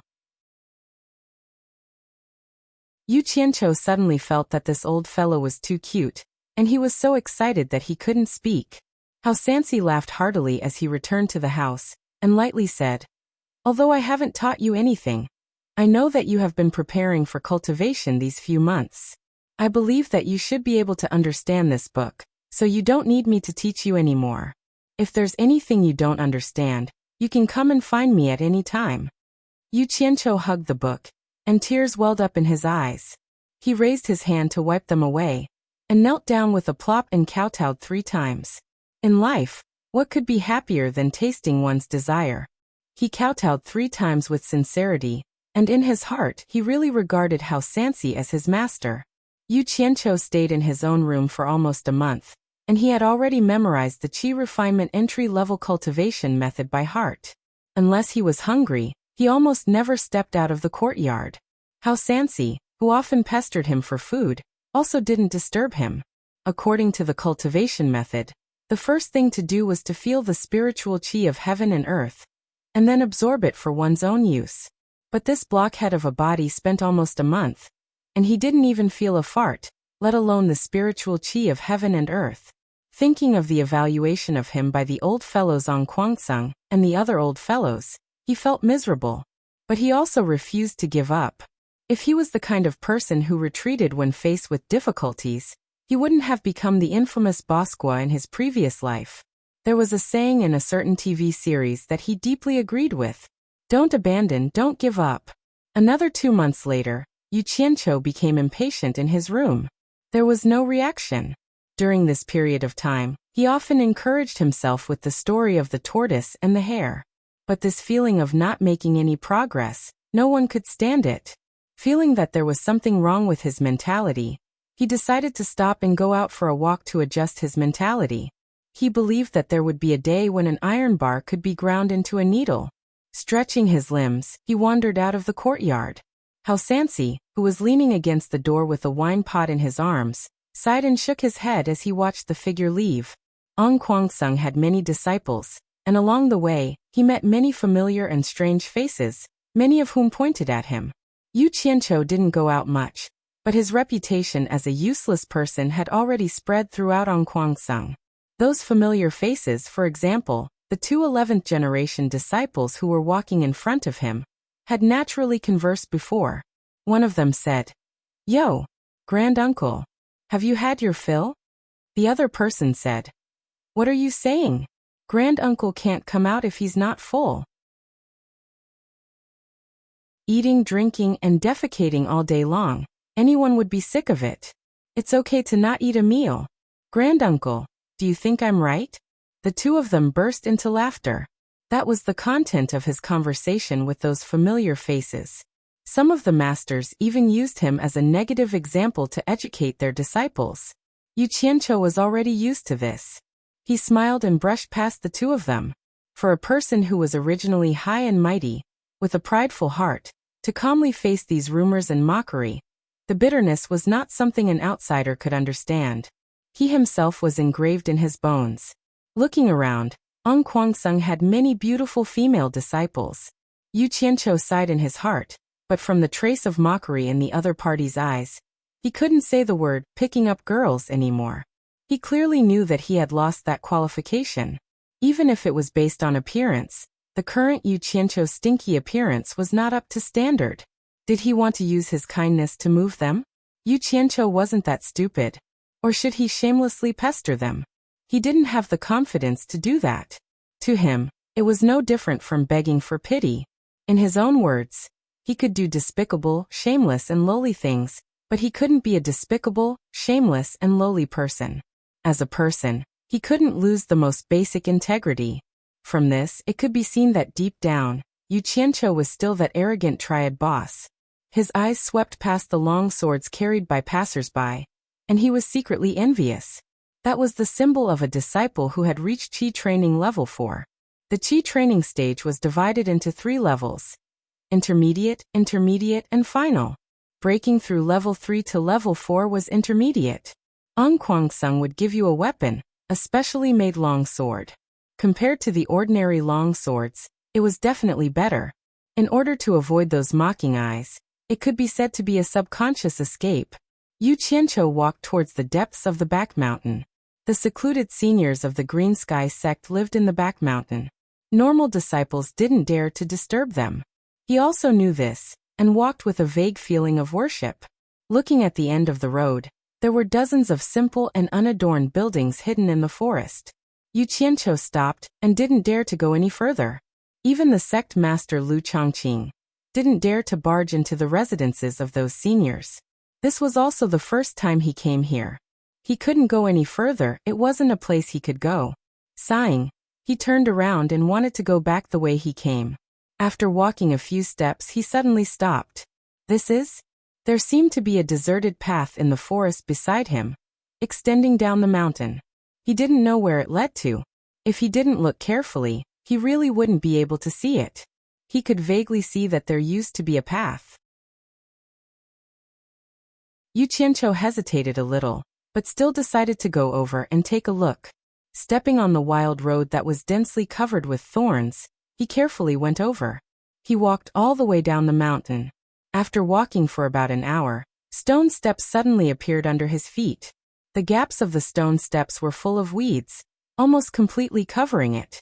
The road was winding, and he didn't know where it led. The surrounding trees were dense and gloomy.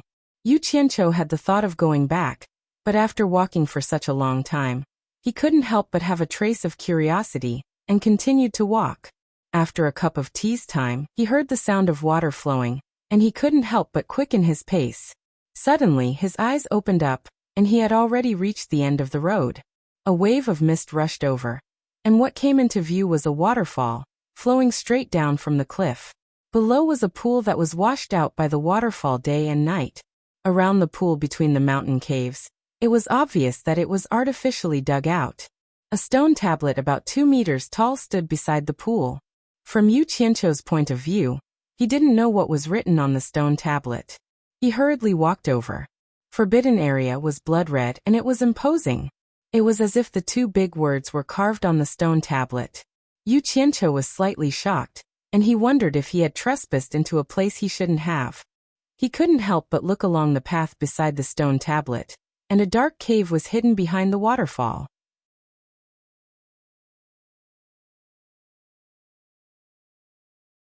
Chapter 8. He would be lying if he said he didn't want to go in and take a look. Yu Qianqiu hesitated for a long time before dismissing the idea. The surrounding atmosphere was not right. The prelude to danger in movies was like this. The 2 blood-red words were especially conspicuous. Suddenly, the sound of a zither came from inside the cave. It was mixed with the sound of flowing water. Although it was not clear, it was definitely the sound of a zither. Yu Qianqiu, who had turned around resolutely, stopped and listened attentively. Damn it, what's this? Isn't this seducing me? Forget it, I'll go in and take a look. Yu Qianqiu made up his mind and walked towards the cave. As the saying goes, curiosity killed the cat. It should be applicable to humans too. He didn't know if this was an example. Standing at the entrance of the cave, a gust of cold air hit him. Yu Qianqiu shivered. It was so dark inside that he couldn't see his fingers. The waterfall behind him was deafening, but he couldn't hear the sound inside. His body was already half wet. Yu Qianqiu gritted his teeth and walked in. After turning a corner, he couldn't see anything in front of him. His hand touched the stone wall that was covered in moss, and he slowly felt his way in. After walking for a while, although he couldn't see anything, he could feel that the terrain was going downwards. Damn it! Where does it lead to? Yu Qianqiu, who was in the dark, felt his teeth aching. The sound of the zither became clearer. Suddenly, there seemed to be a light in front of him. He was stunned for a moment and immediately used his hands and feet to speed up. The light became brighter and brighter. When he got closer, he realized that he had reached the end of the tunnel. A huge underground space was in front of him, and the surroundings were filled with glowing fluorescent stones. A pool of water lay quietly in the grotto without any ripples. There were many small islands in the pool, and there was a pavilion in the middle of the island. There seemed to be a person sitting inside, and it seemed to be a woman. The sound of the zither came from there. There was a stone bridge under Yu Qianqiu's feet, which led to the pavilion on the small island. Damn it! What kind of *T forbidden place is this? There's actually a woman hiding inside. I was so scared. Yu Qianqiu snorted. He clasped his hands behind his back and walked along the stone bridge. Yu Qianqiu, who had walked to the pavilion, instantly widened his eyes and mouth, almost drooling. The woman in front of him was dressed in plain white without any adornment. A simple silk ribbon held her hair in place. Her bright eyes were filled with sorrow as she stared at the zither on the stone platform. Her slender hands gently stroked the zither strings. He didn't seem to notice Yu Qianqiu standing in front of him. Although this woman didn't wear any makeup, it wouldn't be an exaggeration to say that she was devastatingly beautiful. Perhaps even the words heavenly beauty and peerless elegance were insufficient to describe her beauty. She just sat there quietly and played the zither, unable to hide the sadness in her eyes, making one's heart ache.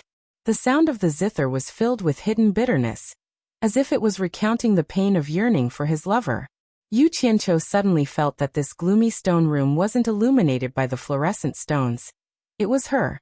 Yu Qianqiu only now realized that the fairy sister who had been wandering in his dreams was nothing more than this. Although she was slightly younger than the one in front of him, but compared to her, she was only a green leaf setting off a red flower. This young man greets the young lady. Yu Qianqiu, who didn't know what to say for a long time, bowed and finally squeezed out a sentence. His heart was thumping nonstop.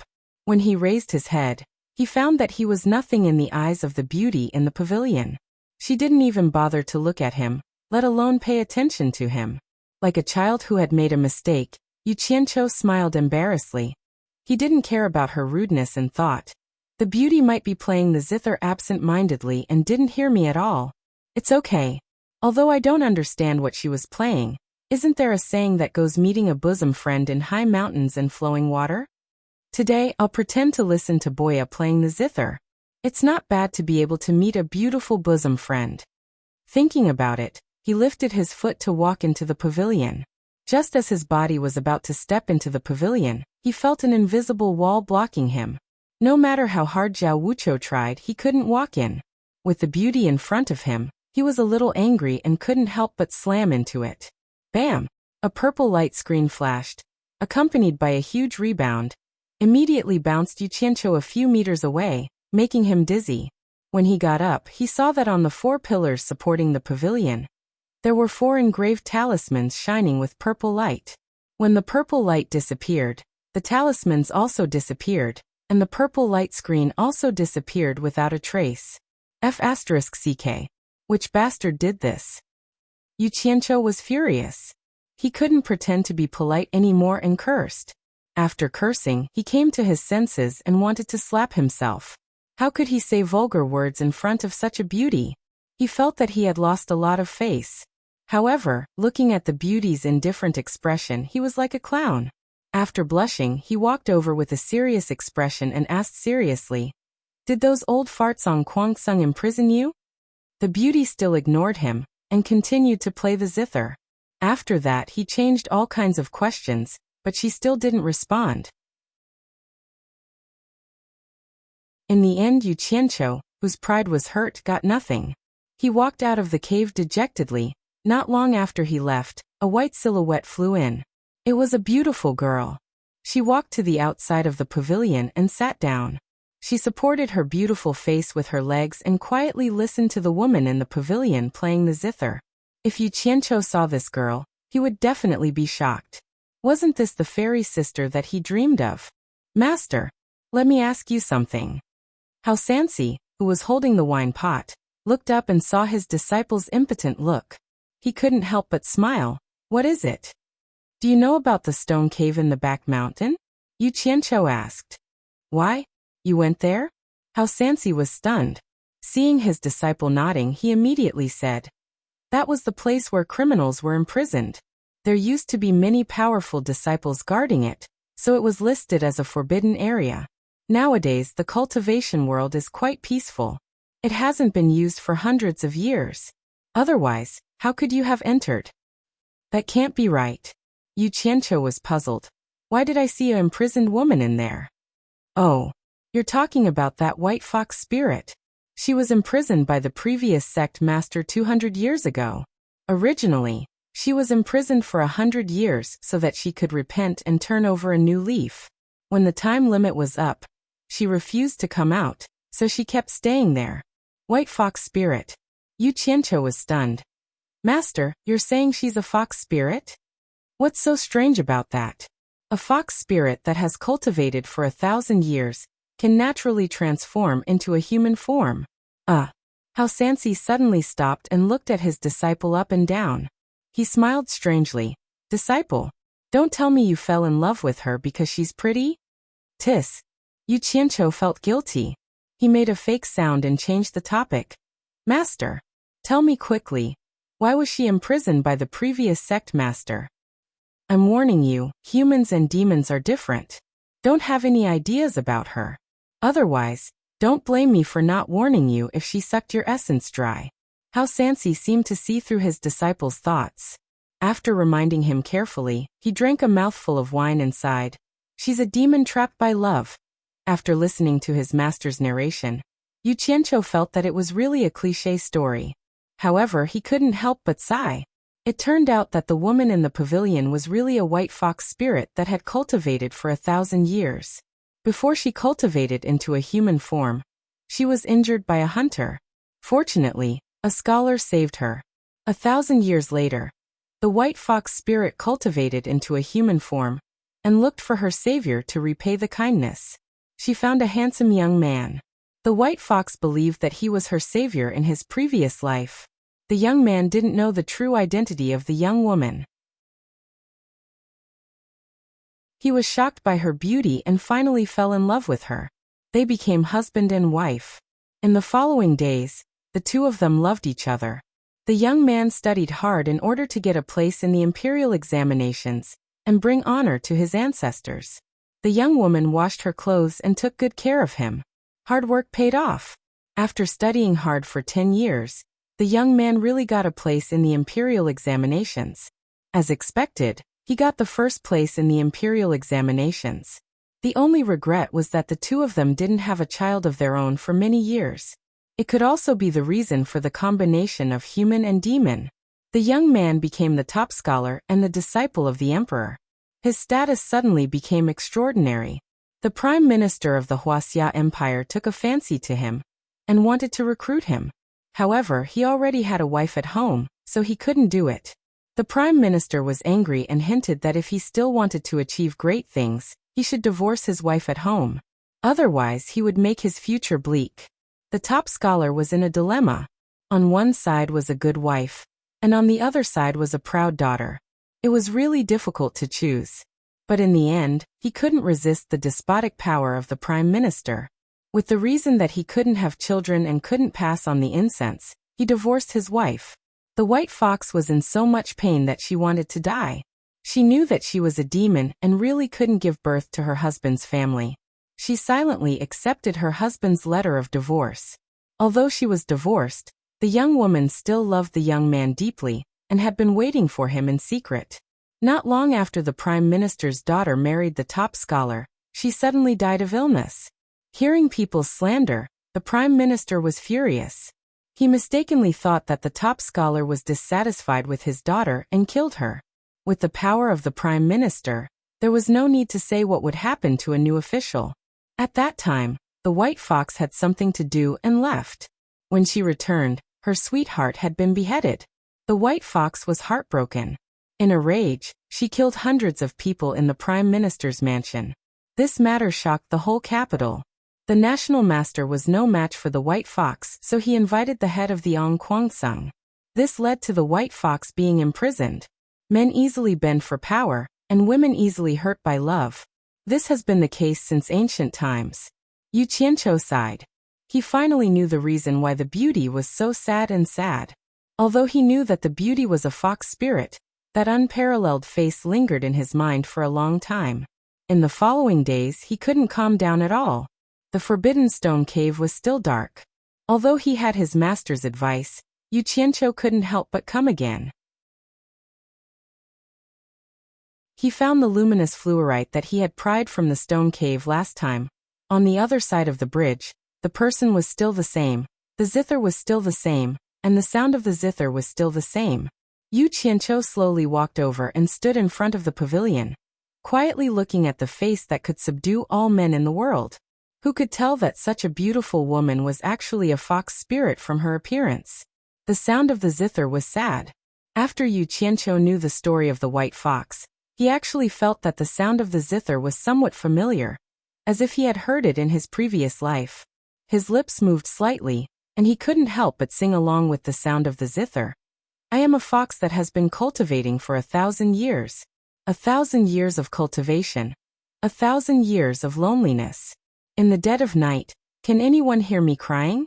In the dim light, can anyone see me dancing? I am a fox that has been waiting for 1,000 years. 1,000 years of waiting. 1,000 years of loneliness. Who planted the poison of love in the mortal world? Who drank the poison of love in the vast sea of people? When I loved you, you were poor and studying hard. When I left you, you were nominated for a wedding. Can I dance for you again? I am the white fox that you released thousands of years ago. Look at my fluttering clothes. My vows of love have turned into nothingness. Yu Qianqiu was immersed in the story of the white fox. His emotions were sorrowful, and he sang with great emotion. His hoarse voice moved people's hearts. What he didn't know was that when he sang the line, I love you, you were poor and studying hard, the sound of the zither in the pavilion had already come to an abrupt stop. When he sang the line, I am the white fox that you released thousands of years ago. That peerless face that was only for that person, and not for anyone else, had already quietly lifted up. She stared blankly at Yu Qianqiu, and a pair of crystal-clear tears slid down her beautiful eyes, dripping down her cheeks and smashing onto the zither, shattering it into pieces. When the song ended, Yu Qianqiu came back to his senses after he finished singing. He was surprised to find the two heartbreaking tear stains. Their eyes met, and the two stared at each other for a long time. Yu Qianqiu immediately understood, and he was secretly pleased. Damn! I found a soulmate. So one song can settle it, it's so simple. If I knew this, I wouldn't have made a fool of myself that day. Damn. I finally understand. It's no wonder those small singers in my previous life had so many fans when their voices were loud. And they were all hardcore fans. Looks like my voice isn't bad. Although I only have one fan, it's worth 10,000. Not bad, not bad. Next, watch me continue to perform. Whether I'm a hardcore fan or not will depend on this. Yu Qianqiu's heart was perturbed, but he resolutely turned around and walked out of the cave with firm steps. He thought to himself, 1 step, 2 steps, 3 steps. Damn. Why aren't you asking me to stay? Wait until I'm out. I won't be able to hear you anymore. The white fox's eyes were filled with tears. Suddenly, she realized that the person in front of her was no longer there. She came back to her senses and saw the back of the person walking out. She hurriedly shouted, Young master, please wait. It's okay, it's okay. Big sister over 1,000 years old, I thought you were mute. I'm scared. I'm so scared that my little heart is thumping. Tsk. However, when a beauty opens her mouth, it's really different.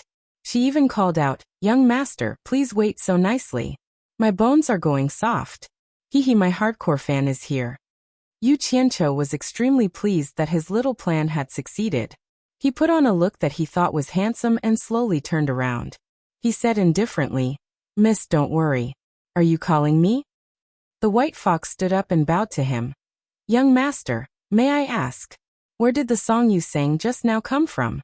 What a good figure." Every frown and movement was enough to captivate the soul. No wonder the shrews in his previous life scolded women who seduced their husbands as vixens. Yu Qianqiu was a little infatuated. He forcefully suppressed his shaking soul inside. "I'm On Guangsang's disciple. I heard about your story a few days ago and came to see you once. Seeing that you're so sentimental, I'm deeply moved. I especially played along with your zither and gave you a song to express my admiration for you." But in his heart he prayed, "Sister Chen Rui from Earth, I'm borrowing your song to pick up girls. Please don't stoop to my level. Ba, I've sinned. You flatter me, young master." The white fox finished speaking and hesitated. She said uneasily, "I have a presumptuous request. I hope young master can agree to it." Yu Qianqiu frowned and thought, "What presumptuous request? Do you want to suck me dry? I won't do that." The white fox saw that he was hesitating and was afraid that he would not agree. She quickly added, "Can young master teach me this song? I'll definitely repay you after I master it." "What kind of repayment? Devote yourself to me? No way. Master said that I'll be sucked dry by you." Yu Qianqiu thought about it and realized that this was the other party's request. He walked to the pavilion and said generously, "Such a small matter is only natural. Getting to know each other is fate. Don't talk about repaying me generously. From today onwards, we are friends. It's fine as long as we keep in touch." This shameless thing had set a tone for the relationship between the two of them. When young master was singing just now, I was lost in thought. Can young master sing it again? The white fox was a little shy. She felt that this request was too much. Yu Qianqiu's heart skipped a beat. He could not believe that the shy beauty in front of him was the fox spirit that killed hundreds of people in one breath. He did not reject it anymore. He gathered his emotions and sang a sad song. "I'm a fox that has cultivated for 1,000 years. After the song, the white fox bowed and said, "Thank you, young master. I've learned a lot. Young master, please correct me."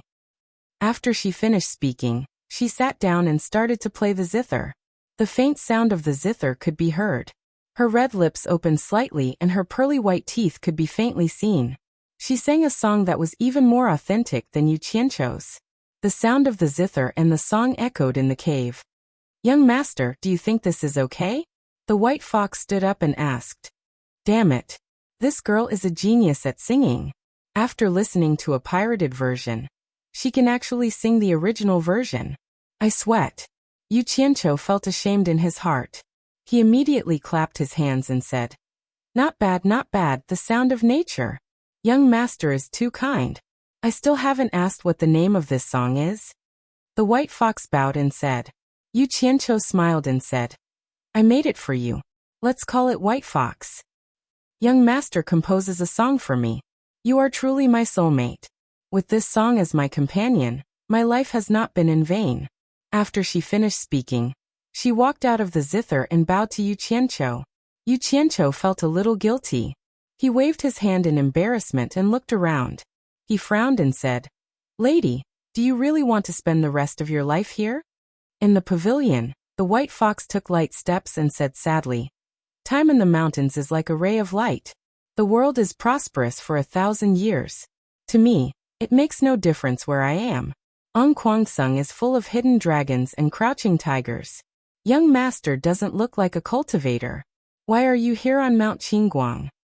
This question touched Yu Qianqiu's sore spot. He shook his head and smiled bitterly. He told her how he came to Mount Qingguang, and how he became a trash in On Guangsang. "So that's how it is." The white fox nodded and said, "It is hard to find a soulmate. Being able to meet young master is fate. Allow me to do my best. After she finished speaking, she patted her chest. She opened her red lips and spat out a golden pearl floating in the air. The white fox pointed with her 2 fingers, and the golden pearl flew out of the pavilion. A purple light screen immediately appeared around the pavilion, blocking the pearl. The white fox's jade-like fingers pinched the golden pearl. The pearl trembled, and a layer of ripples appeared on the purple light screen. The golden pearl slowly squeezed out of the light screen. It floated in front of Yu Qianqiu. This is for me? Yu Qianqiu caught it and asked in astonishment. The white fox nodded and said, that year it was for this item that my husband's life was delayed. This made me feel endless regret. Ever since I obtained it, I have never used it. However, there is no doubt about the effect of this item. When I was imprisoned, my cultivation had just reached the late stage of nascent soul. I have not cultivated for 200 years. Now, I have unexpectedly reached the late stage of passing tribulation. As for the other uses of this item, I have never studied it and do not know. However, it will definitely have a miraculous effect on changing young master's physique. This point, I am deeply aware of.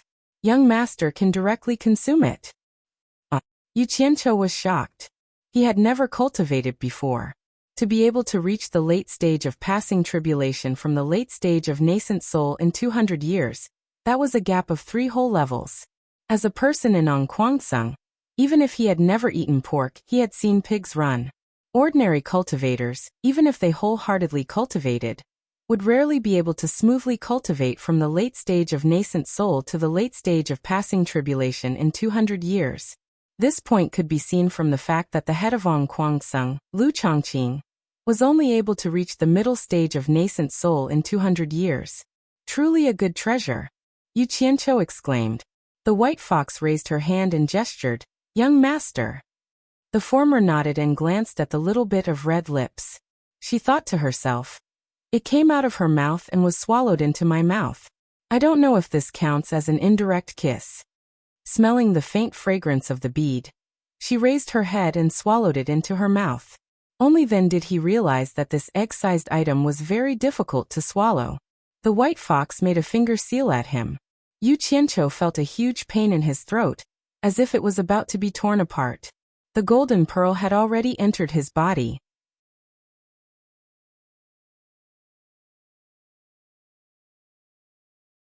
Chapter 9. How Sansi leaned against the door. His disciple came back happily. He didn't know what was wrong with him. He didn't even greet him, and went back to his nest. As soon as the latter entered the room, he threw himself on the bed and covered his head with the quilt. He stuck out his butt and laughed crazily. He didn't expect that a song could be exchanged for such a treasure. No wonder people in his previous life said that knowledge could change one's fate.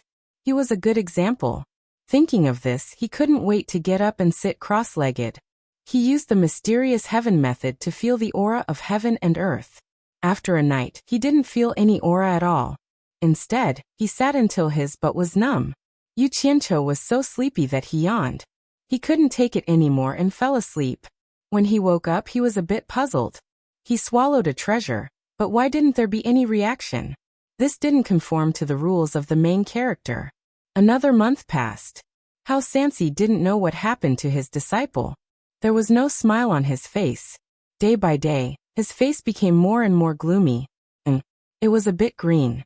Yu Qianqiu didn't know whether to laugh or cry. He didn't know what he swallowed. Anyway, he had a lot of feces and urine these days, so he got dirty easily. He almost became a fertilizer supplier for the fields. Could it be that everything he ate turned into waste and was excreted? He asked himself. He also asked the white fox, but she didn't know the reason either. Yu Qianqiu suspected that this treasure was only effective for monsters and not for humans.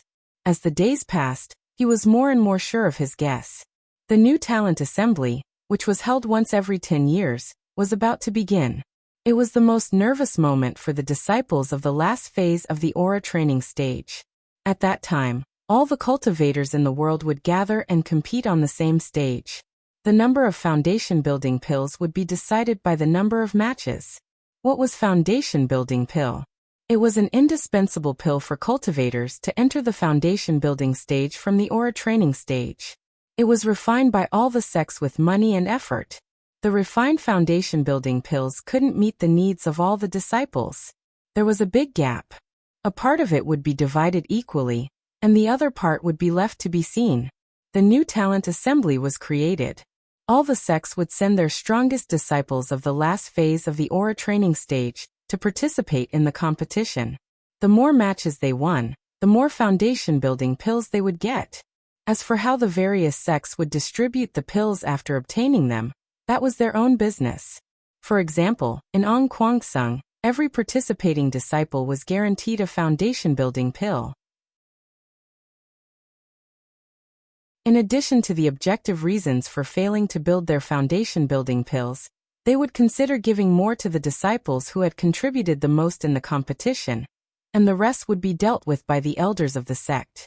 Chu Pinger, the 10th generation disciple of Ong Kwang Sung. Her cultivation base had reached the early stage of foundation establishment, and she could be considered as one of the best among her peers. The atmosphere of the sect preparing for the new excellence assembly was very dense, making people feel very stifled. This was not only related to the amount of foundation building pills, it was also related to the reputation and status of the sect. 10 years ago, Chu Pinger was fortunate enough to participate in the competition. Because she made a small contribution, aside from the foundation building pill that she deserved, the sect rewarded her with another one. The moon waxes and wanes, and people have their ups and downs. If one wanted to succeed in building one's foundation, 1 or 2 more medicinal pills might not necessarily succeed. There were many reasons for failure. Chu Pinger took 2 medicinal pills to build her foundation, but she failed one after another. Her mood at that time could be imagined. At this time, the handsome and confident senior martial brother Lu Jingguang appeared. Who was senior martial brother Lu Jingguang? He was the direct grandson of Ong Kwang Sung's sect head, Lu Chongqing, and the most outstanding figure among his peers. He was also the most dazzling disciple of Ong Kwang Sung during the New Excellence Assembly. A genius was a genius. Senior martial brother Lu, who was given 3 foundation building pills, took one and successfully built his foundation. He who had a kind heart saw Chu Pinger, who was in a daze and failed one after another in building her foundation, so he gave one to her. Chu Pinger really didn't expect that senior martial brother Lu would actually give such a precious thing to someone else. Overjoyed, she once again built her foundation. She finally succeeded. From then on, senior martial brother Lu became the one that Chu Pinger's heart secretly yearned for. Unfortunately, he wholeheartedly cultivated, thus fulfilling the unrequited love of many female disciples, including Chu Pinger. I haven't seen senior martial brother Lu these past few days. I wonder what he's doing? Is he okay? Chu Pinger, who was walking towards the back of the mountain, couldn't help but blush when she thought of this. The sect prohibited disciples from flying on swords. Although Chu Pinger had reached the foundation building stage and could already fly on swords, she still carefully walked through the thorny path that led to the forbidden area below. A few years ago, Chu Pinger accidentally discovered this place. After seeing the imprisoned woman in the forbidden cave, she, who had always been confident in her appearance, immediately knew who was superior and who was inferior. It had already been a few years, and she hadn't spoken a single word to the imprisoned woman. One time, when she was flipping through the ancient books in the sect's scripture pavilion, she found out that the woman was a fox spirit that cultivated into a human form. She was shocked and amazed by her beauty, especially because she played the zither very well. She faintly missed her, just like how she felt for senior martial brother Lu. It had been a few years, and she never got tired of listening to it. Every time she missed senior martial brother Lu but couldn't see him, she would come here. Thinking of senior martial brother Lu, she couldn't help but quicken her pace. She took out a fluorite and quickly shuttled through the dark cave. Hey, someone is singing.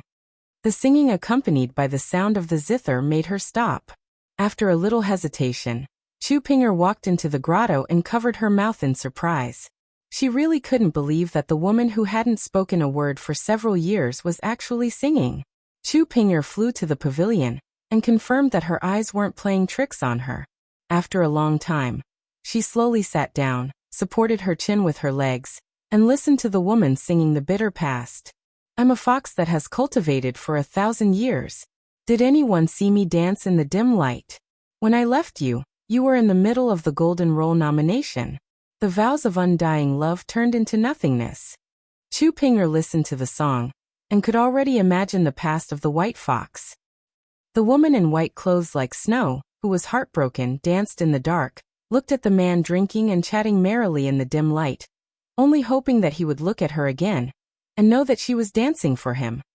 2 lines of tears fell silently from Chu Ping'er's eyes. When she listened to it for the second time, she was choking with tears.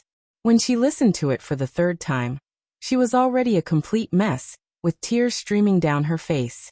She couldn't listen to it anymore. She stood up abruptly, wiped her tears, and ran out of the grotto. When she ran out of the grotto, Chu Ping'er was still immersed in the story, choking with tears. It seemed that this kind of thing was too destructive to innocent girls. She wondered what young master you would think if he knew about it. After a long time, Chu Ping'er finally stopped and looked at the cave behind the waterfall in a daze. She only came back to her senses when she felt her face was wet. She raised her hand to wipe it away, and her hands were full of tears. She couldn't help but stomp her feet and say, "Aya, my face is all wet from crying. What if I meet Senior Marshal Brother Liu? What should I do?" She turned to look at the clear pool under the waterfall. She seemed to have thought of something, and looked around. She didn't know that behind the forest not far away, Yu Qianqiu was looking at her with his mouth wide open. He also didn't know why, with Chu Ping'er's cultivation, even the useless Yu Qianqiu didn't notice her. That face couldn't be any more familiar. It was the fairy sister that Yu Qianqiu had been dreaming of, but he didn't expect her to be Ong Kuang-sung's disciple. A certain someone kept shouting in his heart. Fate, fate, if this isn't fate, then what is? It's really King Fate. What does fairy sister want to do? Chu Ping'er walked to the side of the pool, took down the long sword on her back and placed it by her feet. She then gently untied her snow-white gown, revealing her curvaceous figure. After putting down her gown, her slender hands started to untie the buttons on her collar, one by one. I'm rich. I'm rich. Yu Qianqiu was dumbstruck. His mouth opened even wider, and he shouted in his heart, "Strip, strip, continue stripping." As he wished, Chu Ping'er, who was by the side of the pool, revealed her creamy skin and 4 limbs.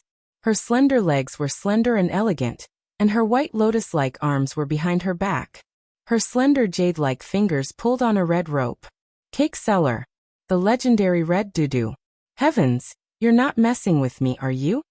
Yu Qianqiu didn't dare to believe that the fairy sister that he had been dreaming of for the first time was actually putting on a strip show for him.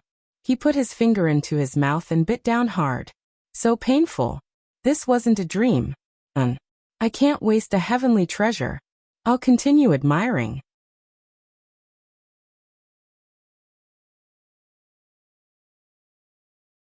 Chapter 10.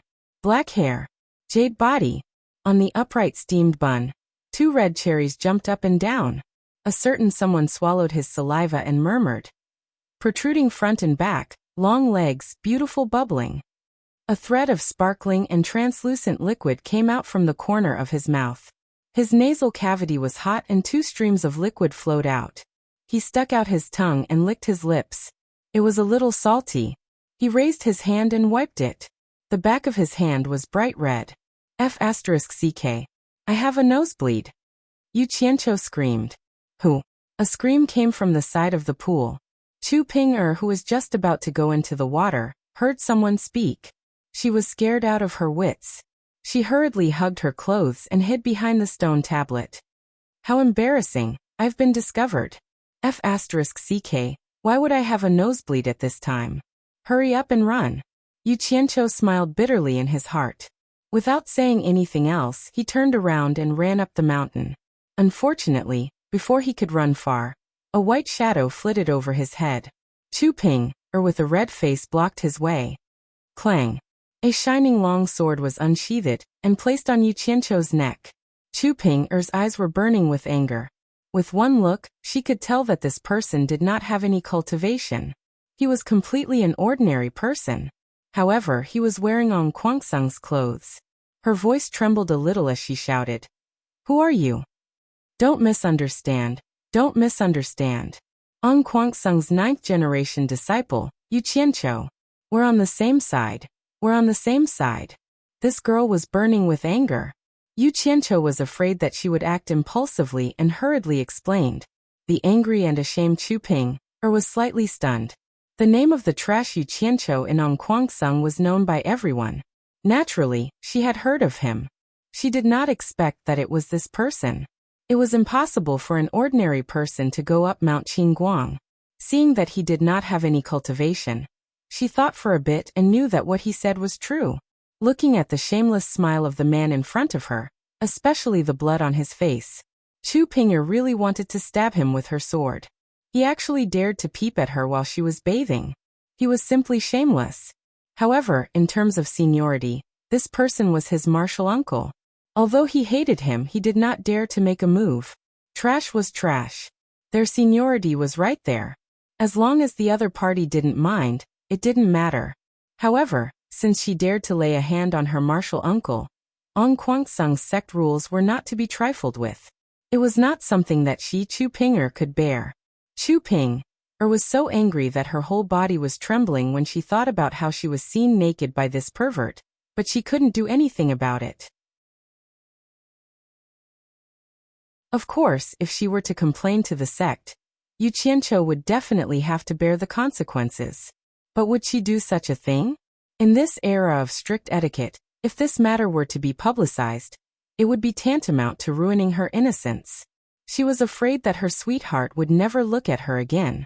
Chu Pinger gritted her teeth and said, "What did you see? Don't be impulsive. Impulsiveness is the devil." With the sword on her neck, this girl's hands were trembling badly. Yu Qianqiu was really afraid of her. He first comforted her, then replied, "I really didn't see you take off your clothes." He really wanted to slap himself. "Pig. Since you didn't see it, how do you know that I took off my clothes? Aren't you looking for excitement?" "As expected." "What did you say?" Chu Pinger roared hysterically. Pain came from his neck. Yu Qianqiu felt the sword had already cut into his skin. He hurriedly said, "I didn't see anything. I didn't see anything." Silence. The two of them maintained this posture and stood there motionlessly. Wrong, Yu Qianqiu did not dare to move. He looked at Chu Pinger pitifully, like a lamb waiting to be slaughtered, praying for mercy. After a long time, Chu Pinger's face turned cold. Words jumped out from her pink lips one by one. Despicable, shameless, vulgar, scum, hooligan beast. After that, she kicked Yu Qianqiu's chest. F***ck. The latter screamed in pain and rolled down the mountain. Dying under a peony flower, becoming a ghost is also a romantic. Which bastard said that? Damn it. If you have the guts, try it. Yu Qianqiu, who was lying in a pile of thorns, groaned in pain. After spending a long time, he finally got up. When he looked up, the tigress had already left. His body was hurting everywhere. The thorns were pulled out one by one. He walked back unsteadily. "Who did it?" Hao Sansi asked in a deep voice. His face was frighteningly pale. Usually, everyone looked down on his disciple. He also knew that it was normal to be mocked. His disciple was indeed too much. But daring to lay a hand on his disciple, did he really think that he, Elder Ong Kwangsung, was a clay figurine? "I accidentally rolled down the mountain. It's not anyone else's fault." Yu Qianqiu grimaced in pain. A footprint on your chest, a sword wound on your neck. You can even fall like this? Hao Sansi sneered. He grabbed his disciple's hand and dragged him out. "Follow me to the Green Light Hall. We're going to reason with sect leader Xixiang." "Wait!" Yu Qianqiu shouted. How would he dare to go to the Green Light Hall? He would be chased down the mountain. Thinking that his master was not an old-fashioned person, he smiled bitterly and told him what happened. Actually, he did not want to say it. It wasn't something to be proud of. He had to say it. The old man's face was so black that it could bite someone to death. Of course, he emphasized that he did not intentionally see a beauty undressing. Hao Sansi, who was grabbing his disciple's hand, was stunned. His facial muscles twitched, and he suddenly lost his anger. After a long time he said, "You deserve it." "Master, let's not talk about whether I deserve it or not. Help me remove the thorns on my back first." After a night, Yu Qianqiu suddenly found that his body that was riddled with holes had recovered. There was not even a scar. His swollen face had recovered to its original state. He could not help but praise Guangxing for being a blessed land. Not only was it rich in spiritual energy, but it also healed so quickly. He did not come all the way here in vain. Feeling refreshed, he walked around the courtyard a few times, stretching his muscles and bones. But the way his master looked at him seemed a little strange. As the saying goes, once a scar is healed, forget the pain. It was referring to people like Yu Qianqiu. These few days, he always felt that the scenery of the forbidden pool was not bad. When he had nothing to do, he would go there and take a walk. He comforted himself that he was going to see the white fox. The sunset was infinitely beautiful, but it was nearing dusk. Looking at the sunset, Yu Qianqiu returned from the back of the mountain in disappointment. Along the way, he was mentally prepared for the endless sarcastic gazes and words. To paraphrase a saying from his previous life, as long as you come out to mingle, there is no way you won't be stabbed. It was changed to, as long as you come out to walk, there is no place without sarcasm. He was already used to it. He walked back indifferently and passed by a pair of female disciples. When he heard what they said, Yu Qianqiu was so shocked that his jaw almost dropped. No, to be exact, it should be a song. If he did not hear wrongly, the two of them were singing, "I am a fox that has waited for 1,000 years. 1,000 years of waiting, 1,000 years of loneliness." Even the tone seemed to be the same. Is there something wrong with my ears? How is this possible? Yu Qianqiu dug his ears. He must have heard wrongly. "When I loved you, you were penniless and studying hard. When I left you, you were in the bridal chamber of the golden roll." Someone was singing behind him, and the voice was very loud, especially the words "bridal chamber of the golden roll." It sounded like two men were singing together. Although it was out of tune, Yu Qianqiu was sure that it was the song he taught the white fox. Turning around, he saw two familiar faces walking towards him. One of them laughed. "Yo, Martial Granduncle is here. You haven't heard the song we are singing, right? This is a song composed by Martial Uncle Chu Pinger. It is very popular in Guangxing." The other person laughed. "You are talking nonsense. Martial Granduncle doesn't have any friends here. Where can he go to listen to this song?" The two of them laughed and left, continuing to sing the song that was out of tune. A song composed by Martial Uncle Chu Ping. Who is Chu Ping? Damn it. I was the one who brought it here. How dare you infringe my copyright? Damn it. Yu Qianqiu cursed in his heart, and shook his head with a bitter smile. He guessed that someone had entered the grotto and heard the white fox's song. Along the way, he heard many people singing the same song. Yu Qianqiu was a little numb. When he returned to the courtyard, he saw his master cooking the barbecue. He was a little embarrassed. He had not done any proper work recently, and had not been filial to his master for a long time.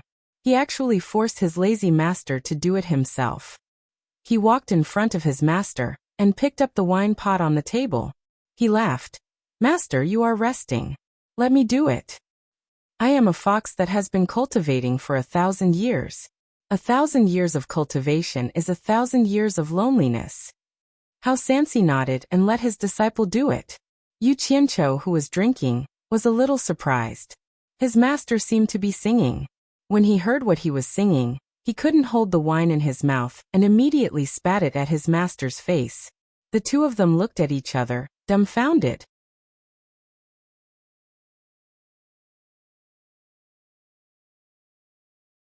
Chapter 11. How Sansi's face twitched as he wiped the wine off his face and said hatefully, "Little brat, what are you doing? My throat is sore and I can't hold it in. I think the injuries from last time have not fully healed, and I can't stand this smoke. I'll go back first, please forgive me, master." Finished speaking, he ran back to his room. Yu Qianqiu patted his chest.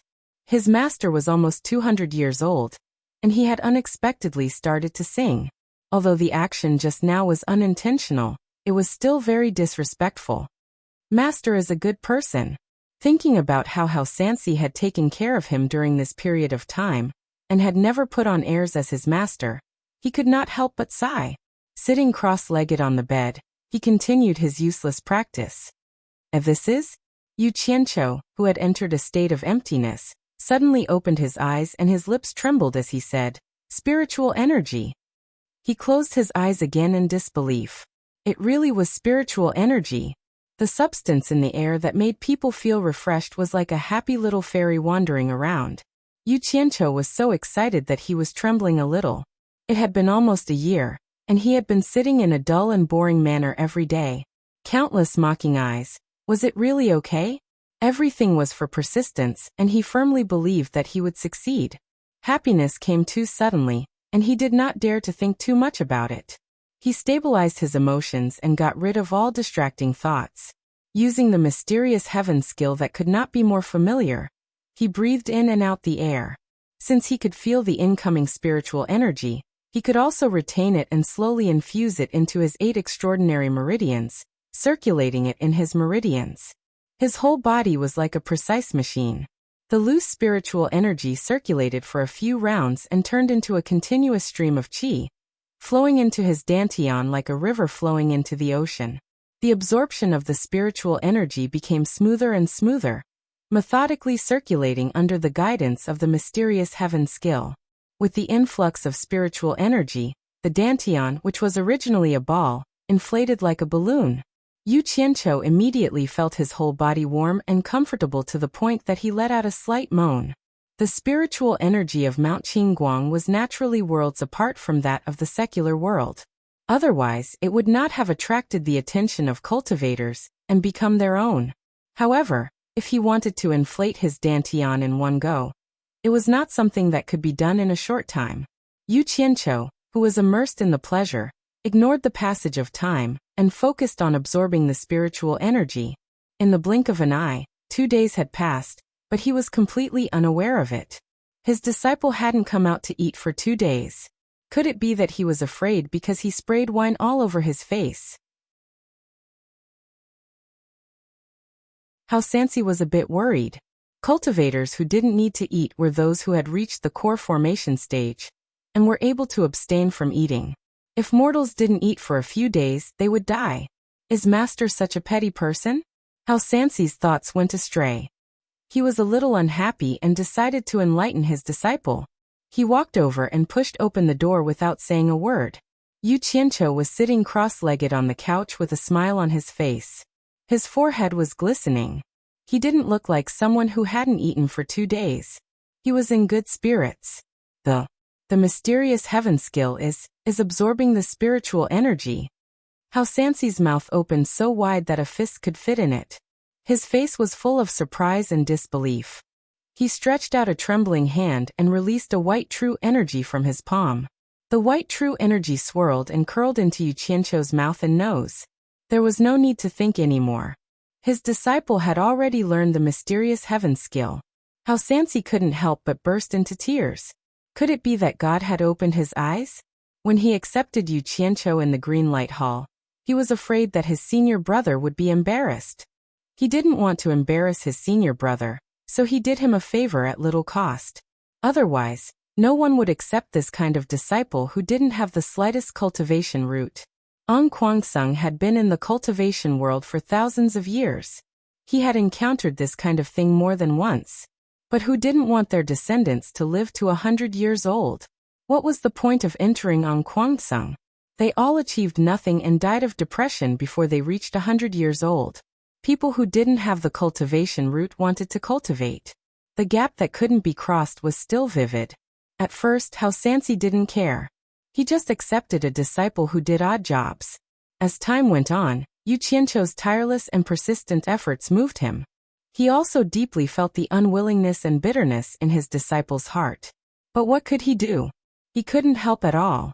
He could only try his best to treat Yu Qianqiu better. He hoped that his disciple could live a happy life for decades. Was it really heaven rewards the diligent? Sansi silently wiped away the tears on his face. Looking at the smile on his disciple's face, he was very comforted. Then he went out and left the door unlocked. He sat down cross-legged at the door.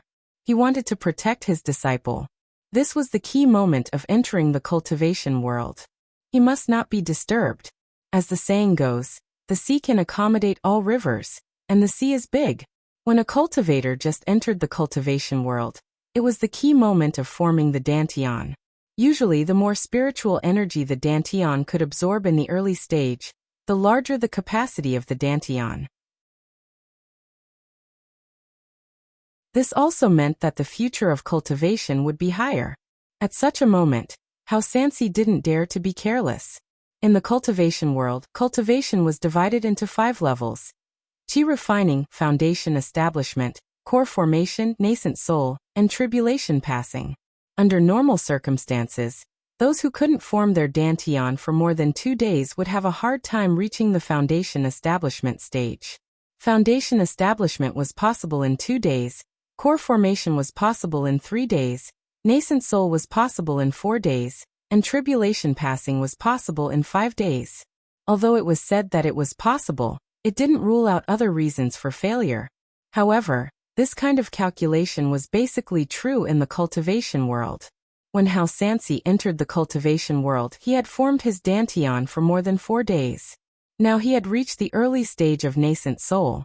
Now that his disciple had formed his dantian for more than 2 days, it shouldn't be a problem for him to reach the foundation establishment stage.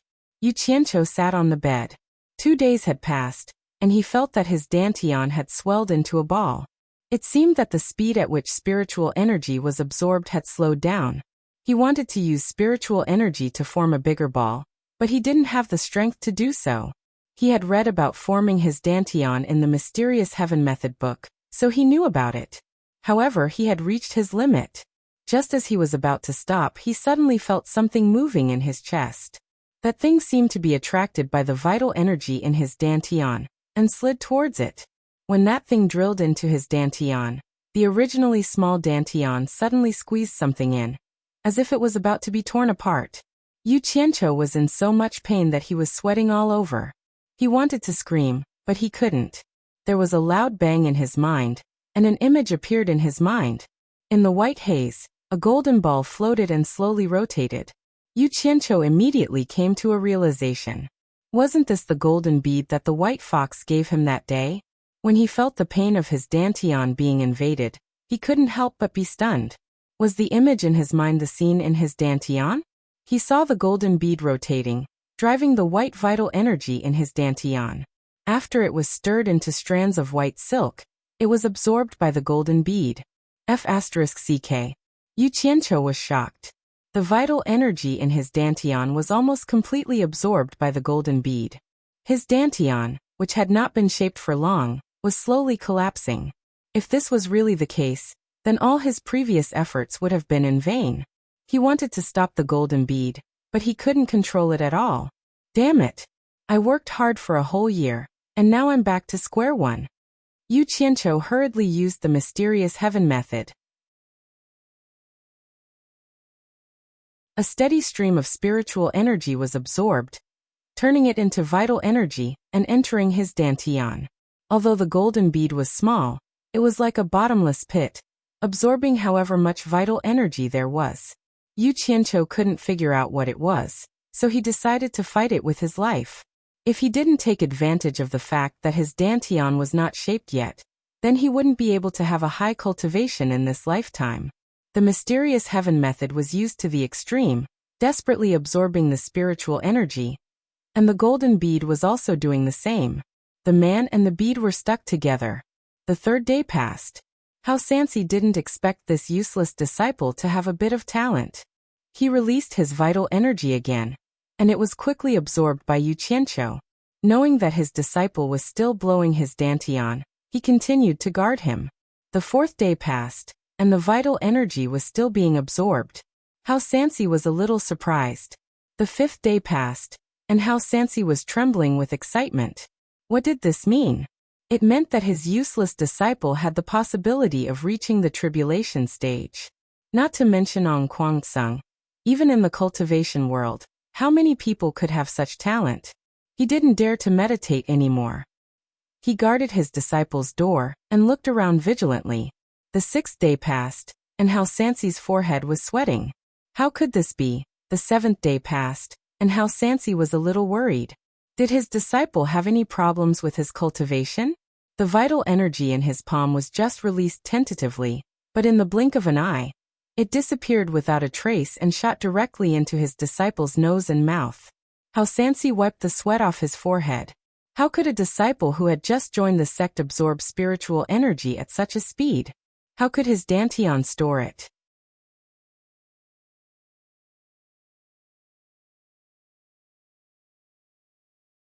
Chapter 12. Naturally, Yu Qianqiu did not know what his master was thinking. He was trying his best to compete with the golden bead. After an unknown period of time, the golden bead, which had been spinning faster and faster, finally slowed down. It was now spinning at a uniform speed. Yu Qianqiu was overjoyed. He thought to himself that this guy was finally full. The true qi that was converted from spiritual energy immediately flowed into his dantian. Cry. When the dantian was 2/3 of its original size, it could no longer be blown up. Yu Qianqiu had already cursed 18 generations of White Fox's ancestors. Wouldn't giving him this thing be harmful? With the current situation, he was afraid that he would not even be able to reach the foundation building stage. His dream of flying on a sword would be cut off. Just as he was feeling annoyed, the golden bead that was spinning at a constant speed suddenly gave off a dazzling light. His dantian suddenly became hot. Yu Qianqiu could not bear the heat. The true qi that could not be squeezed in for a long time suddenly entered. The fixed dantian bulged again. Yu Qianqiu was stunned. The opportunity had come. He did not care so much. Enduring the heat, he raised the mysterious heaven skill to the limit and poured true qi continuously. After an unknown amount of time, when the dantian was 5 or 6 times bigger, the golden bead's light dimmed. It was as if it had woken up and was actually moving according to a fixed path. He could not pour true qi anymore. However, Yu Qianqiu was satisfied. According to the size of his dantian, it should not be a problem to cultivate to the tribulation stage, right? Thinking of this, he was secretly pleased. Now that his dantian was successful, he had entered the first level of qi training. He decided to use the mysterious heaven skill as a reference to the first level of qi training. As expected, the true qi flowed smoothly in the meridians. After a few cycles, Yu Qianqiu was greatly refreshed. He was overjoyed. Thinking of the second-level qi training route in his mind, he gritted his teeth and adjusted his true qi, rushing towards the unfamiliar meridians. The strong true qi rushed all the way with an unstoppable momentum. The pain from the widening of the meridians was unavoidable. Yu Qianqiu was both in pain and happiness. He gritted his teeth and forced the second-level route to open. His body shook and the true qi circulated a few times. The painful meridians instantly became warm, and he felt like he was floating. Comfortable. True qi advance. The destination is the third-level route. Kaka. Yu Qianqiu directed his zhen qi to charge forward again. The unstoppable qi flow surged forward, breaking through all obstacles and circulating in the sky. Bakiala. Target. Rank 4 line charge. Yu Qianqiu's thoughts were everywhere. His zhen qi was still strong, but the resistance was tenacious, and the pain was immense. Halfway through, he had to adjust his breathing to slow down. He cursed in his heart. The Japanese are not good enough. Change the line. The revolution has not succeeded yet. Comrade, you still need to work hard. For the great cause of cultivation, comrades, let's charge. Yu Qianqiu pushed his innate qi to the limit, sweeping through everything in his way. The immense pain made his body tremble a little. He bit the tip of his tongue, held his strength, and broke through the last obstacle in one go. In an instant, his body felt as if he was soaking in a hot spring, and his whole body felt comfortable. His zhen qi circulated again and again, and the feeling of his 8 extraordinary meridians being connected was truly wonderful. After enjoying it, he was pulled back to reality. Yu Qianqiu thought to himself, "Don't tell me that I have mastered the mysterious heaven skill just like that?" He had already reached level 4? I'll have to ask master to be sure. His Zhenqi slowly returned to his dantian, and he checked the huge space in his dantian. Suddenly, he thought of a problem. If his dantian was so big, wouldn't his stomach become a big belly woman? A month had passed, and his disciple still hadn't woken up. How could a normal person blow the dantian for a month? Hao Sansi stood in front of the bed with a heavy expression. He was sure that something had happened to his disciple. Just as he was considering whether or not to investigate, a scream was heard. Yu Qianqiu jumped up from the bed. He looked as if he had seen a ghost, and his hands kept touching his abdomen. After a long time he patted his chest and said, Good, I didn't become a big belly woman. That scared me to death. Suddenly, he saw an old face coming over, and he was shocked again. When he saw who it was, he exhaled. Master, it's you. Hao Sansi looked him up and down and said suspiciously, You've been sitting for a month, are you okay? I'm fine. Yu Qianqiu patted his chest and said with a smile, Master, I succeeded. Then he was stunned. I sat for a month? What do you think? I guarded your door for a whole month. How is that possible? Normal people only need 5 days to blow the dantian, but you sat for a whole month. You're not trying to fool people, are you? Hao Sansi asked. Yu Qianqiu laughed.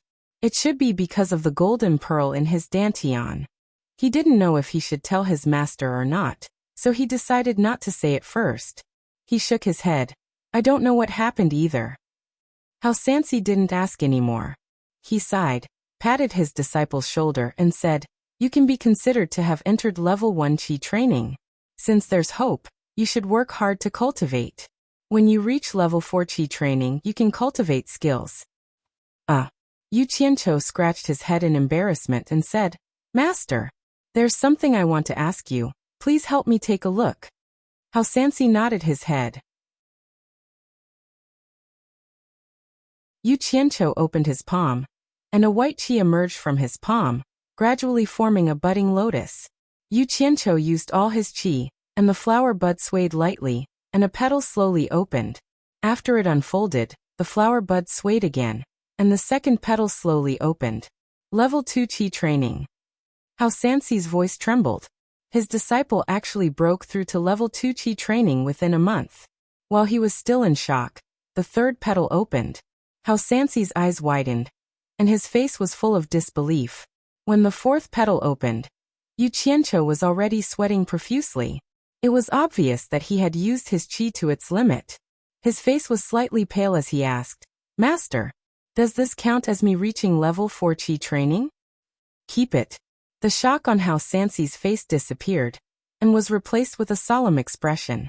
When his disciple kept his qi, he said seriously, Qianqiu, although I don't know what happened to your body, you can't tell anyone about it. However, you mustn't tell anyone about your dantian. Remember, you mustn't tell anyone. As for the fact that you succeeded in your cultivation, you won't be able to hide it. If anyone asks, you can say that not long after you became my disciple, you already started promoting your dantian. It was me, your master, who told you to keep it a secret. You can't say that you reached level 4 qi training within a month. Otherwise, I'm afraid that it will bring you big trouble. You must remember master's words no matter what. At this point, there was something that had to be said. Hao Sansi, who had always been alone, already had the mentality of treating Yu Qianqiu as his son. Hearing his master's words, Yu Qianqiu was happy at first. He had really reached level 4 qi training. But he wasn't an idiot. His master had said it so seriously, and thinking about how long he had been in the blue light sect, he really hadn't heard of anyone being able to cultivate to the 4th level of refining qi in a month. It was said that there was someone with extremely high talent who had reached the 4th level of refining qi in a year. It was impossible to reach level 4 qi training within a month. And it probably had something to do with the golden pearl in his body. He believed that there were many people in this world who had evil intentions at the sight of wealth. His master's words made sense. He nodded and said seriously, Your disciple understands master's meaning. I will keep it in mind. That's strange. I can't even see through your cultivation. Hao Sansi looked at his disciple and said strangely. He suddenly shook his head and said, Forget it, don't tell me. I don't want to know. Yu Qianqiu shrugged his shoulders and smiled bitterly. Master, even if you ask me, I don't know. I only know that it has something to do with the forbidden area in the back mountain. He said this with a guilty conscience, but in his heart, he already knew that it was because of the golden pearl. However, because of his past life, and after listening to his master's words, he decided to keep the matter of the golden pearl to himself.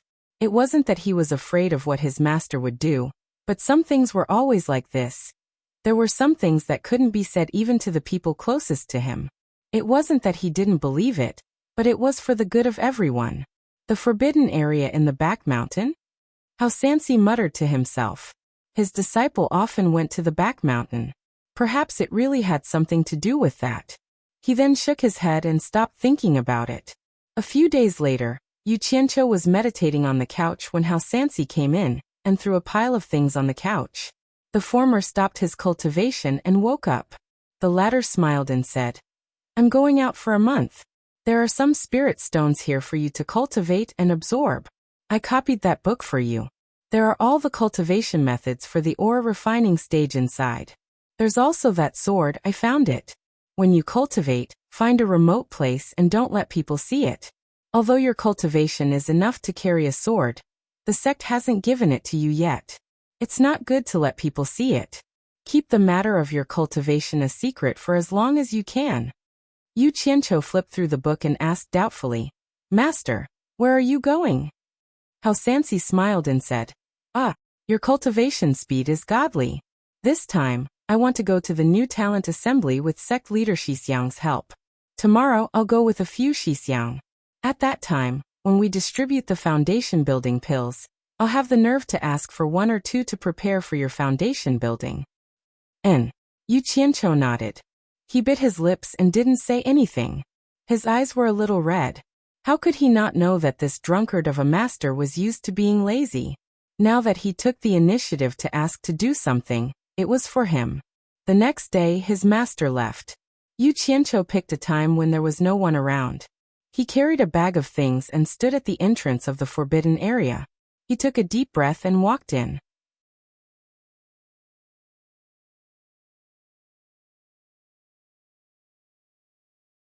Chapter 13. Sister White. On the other side of the bridge, Yu Qianqiu shouted. The music stopped at the pavilion. The white fox stood up and said softly, Brother Cho, you haven't come to see me for a few days. If Ong Kwangsung knew about the situation and saw the white fox like this, what would they think? Yu Qianqiu raised the bag in his hand and smiled. I'm afraid I'm going to annoy you this time. I'm going to stay with you in the cave for a month. The white fox frowned and asked, why? Master left the mountain for a month. Before he left, he told me to find a secluded place to practice. Yu Qianqiu said as he sat in front of the pavilion. The white fox nodded and sat down. She continued to play the zither and sing. The former smiled, knowing that she didn't like to talk much. He took out the mysterious heaven skill from his bag and studied it carefully. After a few days of practice, he felt that the spiritual aura in the air wasn't very helpful to his practice. He took out 2 spiritual stones from his bag and held them in his hands. He activated the mysterious heaven skill and slowly absorbed the dense spiritual aura. When the spiritual stones in his hands became dull, the genuine qi in his body immediately became more vigorous. Yu Qianqiu opened his eyes and looked at the stones in his hands. No wonder the cultivators used these things as money. They were really good stuff. A high-grade stone could be exchanged for 100 middle-grade stones, and a middle-grade stone could be exchanged for 100 low-grade stones. The master gave him more than 10 middle-grade stones at once, which were worth more than 1,000 low-grade stones. The white fox was still playing the zither and singing in his ears. Yu Qianqiu listened to it for a few days. At first he felt that it was enjoyable, but now he felt that his ears were going to grow calluses. He thought to himself, Sister White, don't you get tired of singing the same song over and over again? He threw the stone in his hand into the pool and called out to the white fox, Sister White. The white fox stopped and raised her peerless face. She asked in confusion, Brother Cho, what's wrong? After saying that, he glanced at the white shadow that flashed past the cave entrance, but he didn't think much of it. The white figure at the entrance of the cave was the Chu Ping, whom Yu Qianqiu had peeped on the body the other day. As soon as she entered the cave, she heard someone talking. When she saw who it was, she was shocked. She did not expect that the pervert was actually talking to that beautiful woman. He hurriedly hid to the side. Yu Qianqiu was considering if he should ask White Fox to change the song.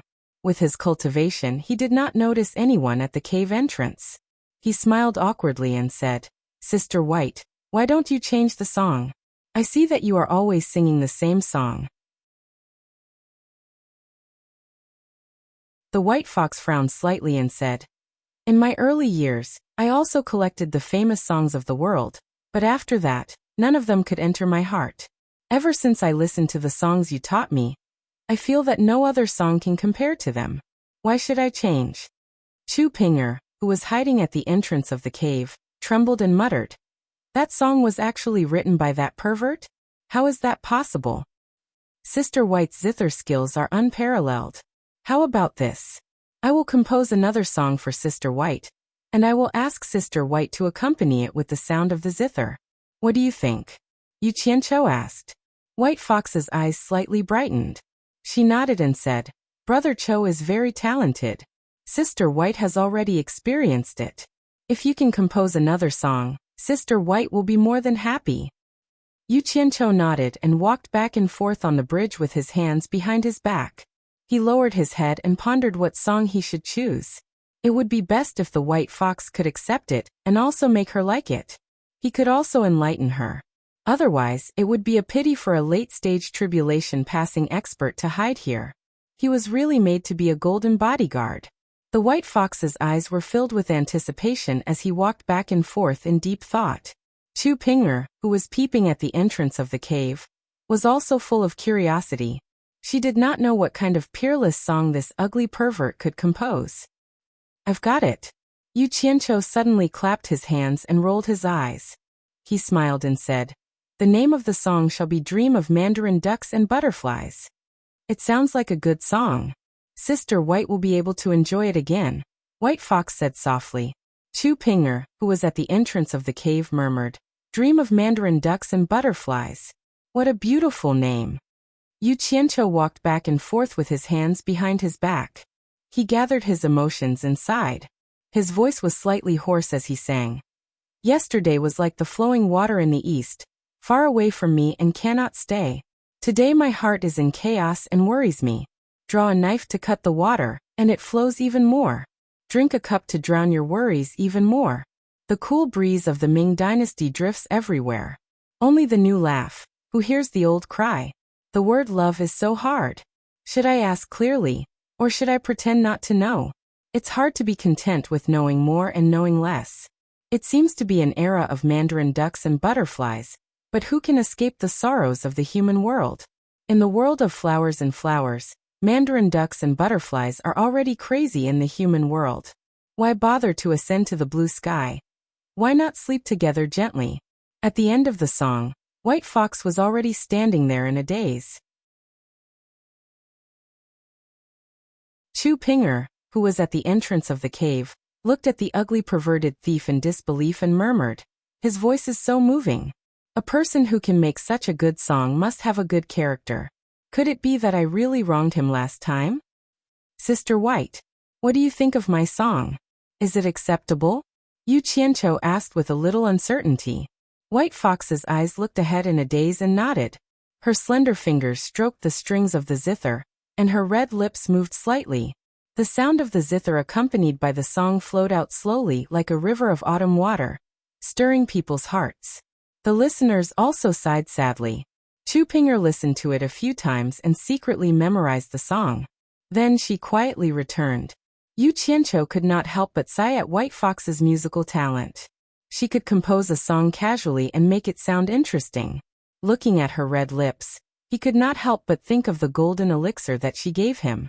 Listening to the new song, he sat down cross-legged. In his mind, the golden bead that was revolving in a certain orbit in his dantian appeared. Yu Qianqiu concentrated and observed it, hoping to find something. The golden bead's surface was smooth and round. After observing it for a long time, he did not find anything special.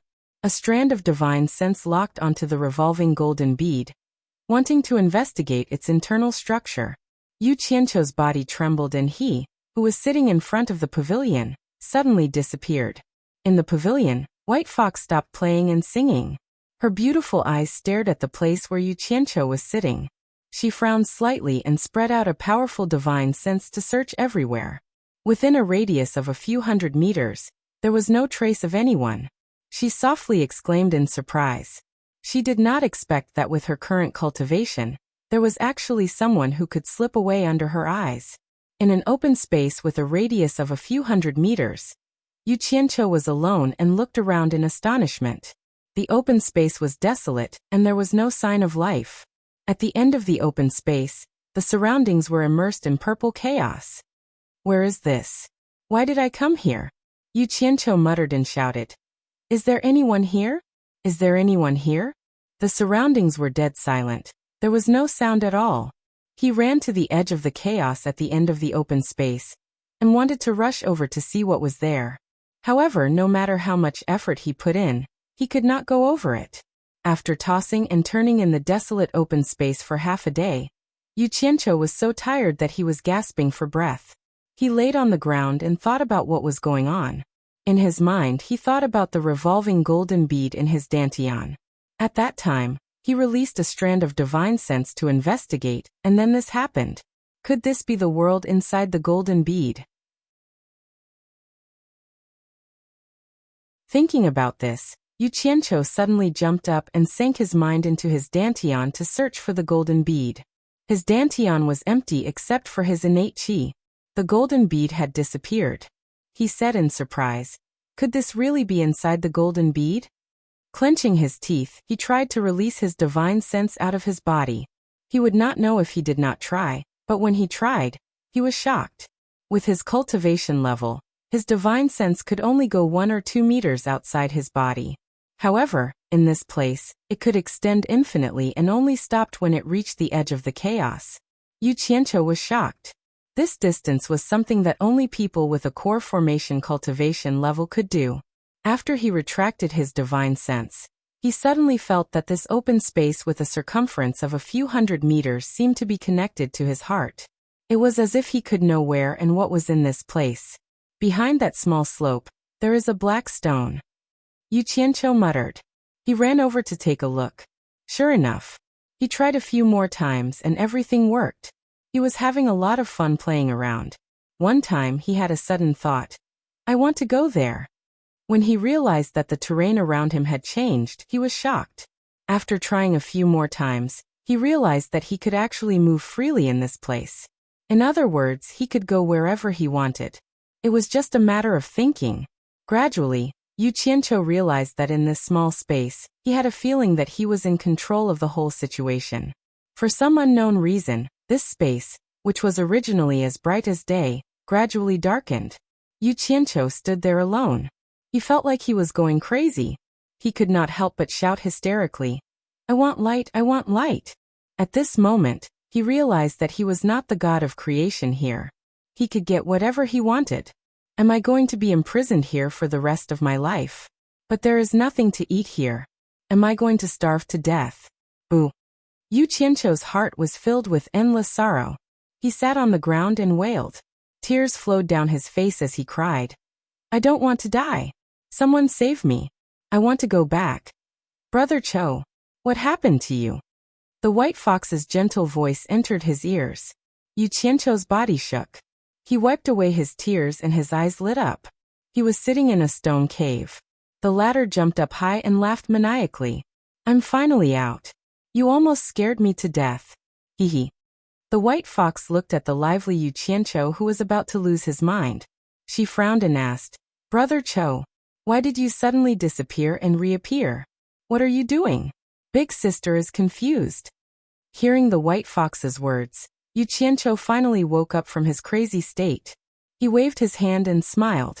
Don't worry, don't worry. I haven't figured it out yet.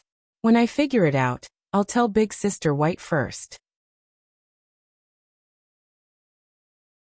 I'm going to confirm something now. Under the former's astonished gaze, the latter ran out of the cave. Hee hee. I was right. It's already dark outside. Yu Qianqiu laughed proudly. In the blink of an eye, a few days passed. These days, the white fox was not in the mood to play the zither and sing because of the madman Yu Qianqiu. He ran in and out of the cave from day to night. He was extremely busy. If he wasn't hugging a bunch of flowers and grass, he would capture some birds and beasts. He would run to the pavilion and suddenly disappear. He would appear again for a long time or a short time. His mouth was smiling so widely that he never closed it. The white fox could not help but ask him what he was doing a few times. He always said that he was not in a hurry. One day, she saw him disappear in front of the pavilion. Half a day later, she suddenly saw him holding a fragrant and piping hot chicken leg in his hand. He was chewing on it until his mouth was covered in oil. The white fox could not help but ask again, "Brother Cho, what's going on?"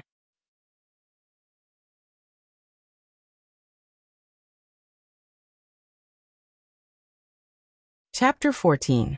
Yu Qianqiu chuckled. He tore off a piece of meat and chewed it in his mouth. Just as he swallowed, his face froze, as if he was choking. He patted his chest, and a pot of wine appeared in his other hand. He gulped down a few mouthfuls, and finally let out a burp. He smiled and told the white fox about the golden bead. The latter was dumbfounded. She never thought that the golden bead could be used in such a way. The former said mockingly, "Sister White, aren't you tired of staying in this dark place? Do you want to come to my territory? It's much quieter there, and no one will disturb you."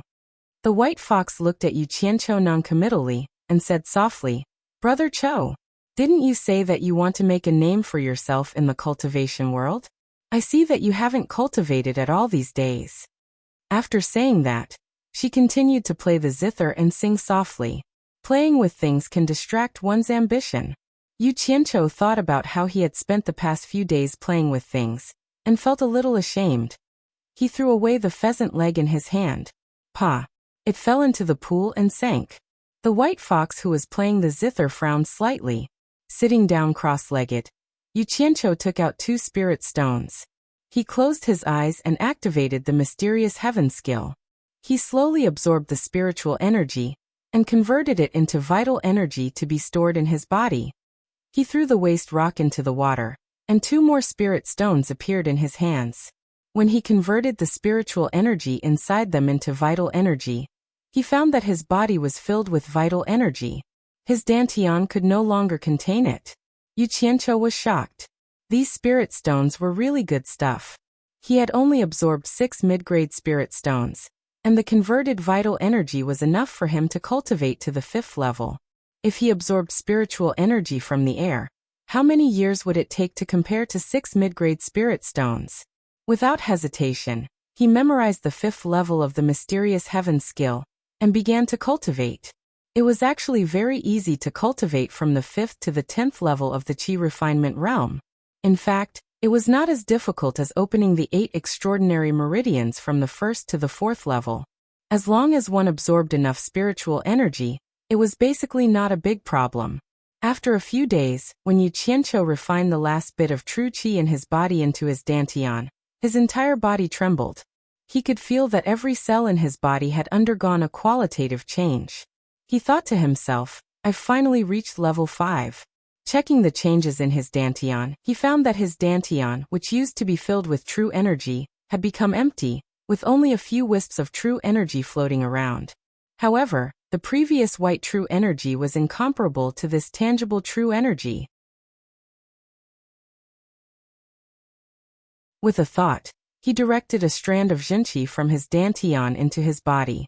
As soon as this strand left his dantian, it turned into countless strands of Jinqi, filling his entire body with explosive power. He activated the mysterious heaven method's corresponding offensive art. Yu Qianqiu opened his eyes abruptly and slammed his palm into the pool. Bang! A loud sound echoed in the stone room, and a splash of water exploded a few meters high before falling back down. The sound of the zither behind him stopped abruptly. Yu Qianqiu stopped cultivating and turned around to look. His smiling face froze. The white fox was staring at him with her beautiful eyes, obviously blaming him for disturbing her playing the zither. He quickly got up and begged for mercy. The white fox rolled her eyes at him, and was too lazy to argue with him. She continued to play the zither and sang. Yesterday was like the east flowing water, far away from me, not staying. Yu Qianqiu's teeth ached from listening to the song. He turned around and sat down with his back facing the white fox. 2 spirit stones appeared in his hands, and he slowly closed his eyes. Yes. The tangible true energy in my dantian has almost reached 1/3. Yu Qianqiu, who was sitting cross-legged in front of the pavilion, suddenly jumped up and screamed, F***CK. Where are my spirit stones? Who stole my spirit stones? The white fox was startled by him, and could not continue playing anymore. She opened her red lips and was about to scold him, but Yu Qianqiu's figure suddenly disappeared. The white fox was slightly annoyed, and her slender fingers stroked the strings of the zither. A homophonic sound rang in the cave. Spirit stones, where did my spirit stones go? A Sika deer was lying on the grass sleeping. Suddenly, a figure appeared out of nowhere and squawked, scaring the deer into running away. Yu Qianqiu returned to the world inside the golden bead. At this moment, the place was already filled with flowers and plants. 2 colorful pheasants, 1 male and 1 female, were talking about love. They were also startled by him and flew away. He did not care so much. He found the cloth bag given by his master and rummaged for a while. Then he seemed to have thought of something. He slapped his forehead and sat on the ground crying. Ah! The spirit stones are used up so quickly. This is really terrible. One had to know that spirit stones were not that easy to obtain. Within On Guangsang's sphere of influence, there were a few spirit stone mines. Every month, the spirit stones mined were distributed by the sect. Seniors living in seclusion in the back mountain could receive 2 high-grade spirit stones every month. Sect leader could receive 1 high-grade spirit stone. Elders could receive 50 mid-grade spirit stones. Core formation disciples could receive 25 mid-grade spirit stones. Foundation building disciples could receive 10 mid-grade spirit stones and 250 low-grade spirit stones. Also, disciples who were Qi refining level 4 and above could receive 500 low-grade spirit stones every month. The amount of spirit stones mined by On Guangsang every month was not a small amount in the cultivation world. However, there were more than 1,000 people. It was impossible to let everyone have their fill. They could only strictly distribute the spirit stones according to their rank. Because this involved everyone's interests, even the sect leader did not dare to be biased. Otherwise, not only would he lose his position as the sect leader, he might even be beaten to death. Of course, only half of the spirit stones mined every month were distributed. The other half was the sect's public property. Naturally, this was to buy and sell some necessities. Or if a disciple of the sect made some contributions, it could also be used as a reward. Yu Qianqiu had already reached Qi refining level 4 and above. He could receive 500 low-grade spirit stones every month. This was to hide some things. He did not report it and did not go through the sect's assessment. If he did not report it, he would not receive his salary. In fact, Hao Sanxi's 50 mid-grade spirit stones every month were not enough. The dozen or so that Yu Qianqiu used were taken out from his mouth. Without spirit stones, how can I continue to cultivate? Even if I could get 500 low-grade spirit stones every month, it would only be equivalent to 5 mid-grade spirit stones. Currently, 1/3 of the qi in my dantian was used up to 10 mid-grade spirit stones. If I want to cultivate to qi refining level 6, I need another 20 mid-grade spirit stones, which is equivalent to 2,000 low-grade spirit stones. I would need 4 months of low-grade spirit stones to cultivate to qi refining level 6. If I want to cultivate to qi refining level 10, how many spirit stones would I need? Yu Qianqiu was a little dispirited. He had used 6 middle-grade spirit stones to advance to the 5th level of the qi refining stage. In the end, from the 5th level to the 6th level, he had used nearly 10 middle-grade spirit stones. The Zhen Qi in his dantian was not even 1/3 of the original amount. The amount of Zhen Qi needed to advance to the next level was clearly increasing exponentially. If he cultivated to the late stage of tribulation passing stage, he would need a mountain of spirit stones. Yu Qianqiu was really worried. He was like his name. Without the surname, he was called Qianqiu. If he had never used spirit stones before, it would have been fine. But now that he had, how could he still foolishly absorb the heaven and earth spiritual chi like before?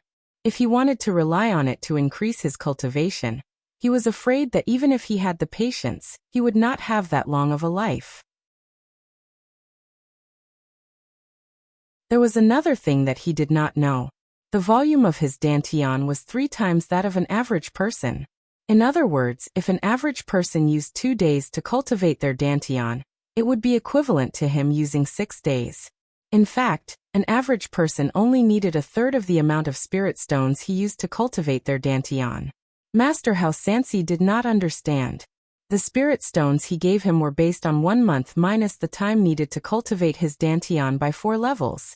In other words, the stones that Hao Sansi gave him were prepared for his disciple to cultivate his dantian by 1 level. There is no other way. I can only wait for Master to come back and think of a way. Yu Qianqiu dejectedly stood up. In the distance, pheasants were cooing. From the sound, they were probably laying eggs. This was exactly what Yu Qianqiu wanted when he caught them. He deliberately caught a male and a female, hoping that they could lay more eggs and hatch more pheasants. That way, he could eat roasted pheasants anytime. However, he was not in the mood to do so now. He lazily raised his head and looked at it. Then he lowered his head again. What? He raised his head again and cried out in surprise. Looking around, his territory had doubled from its original base. Now it probably had a radius of nearly a kilometer. Yu Qianqiu closed his eyes. Although it had grown bigger, it was still under his control. Yes, there were 9 eggs in the pheasant's nest. It did not take long for him to understand the reason. This golden pearl had already become one with him. If he did not guess wrong, when his cultivation increased by 1 level, the territory here would double from its original base.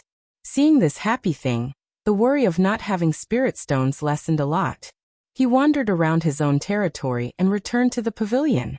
With regards to his sudden appearance and disappearance, the white fox was already used to it. She raised her head and looked at him.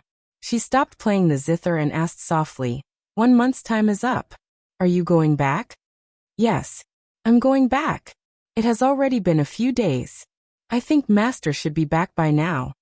After saying that, he turned around and waved his hand. "Sister Bai, I will come to see you often." The reply he got was Mandarin Duck Butterfly Dream. He returned to the courtyard and walked around. Strangely, he found that Master had not returned.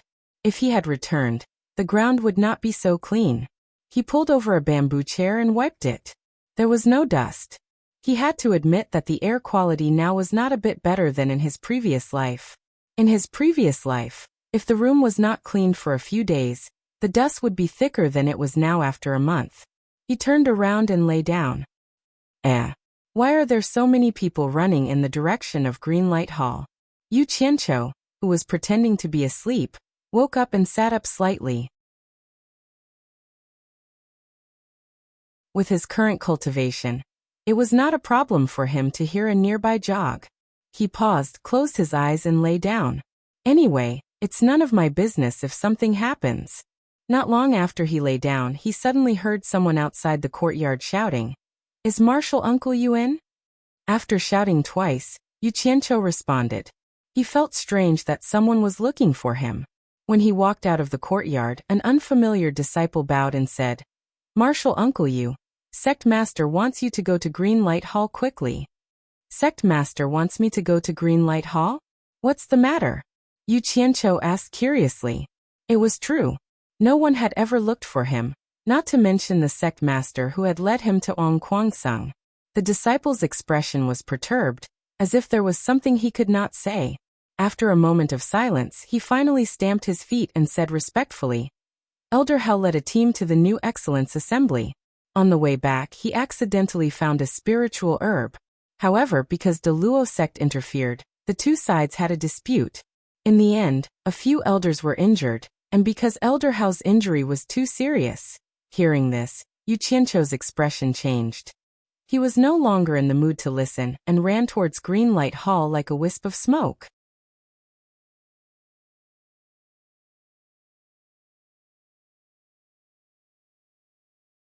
Chapter 15. There was a group of people whispering in the plaza in front of the green light hall.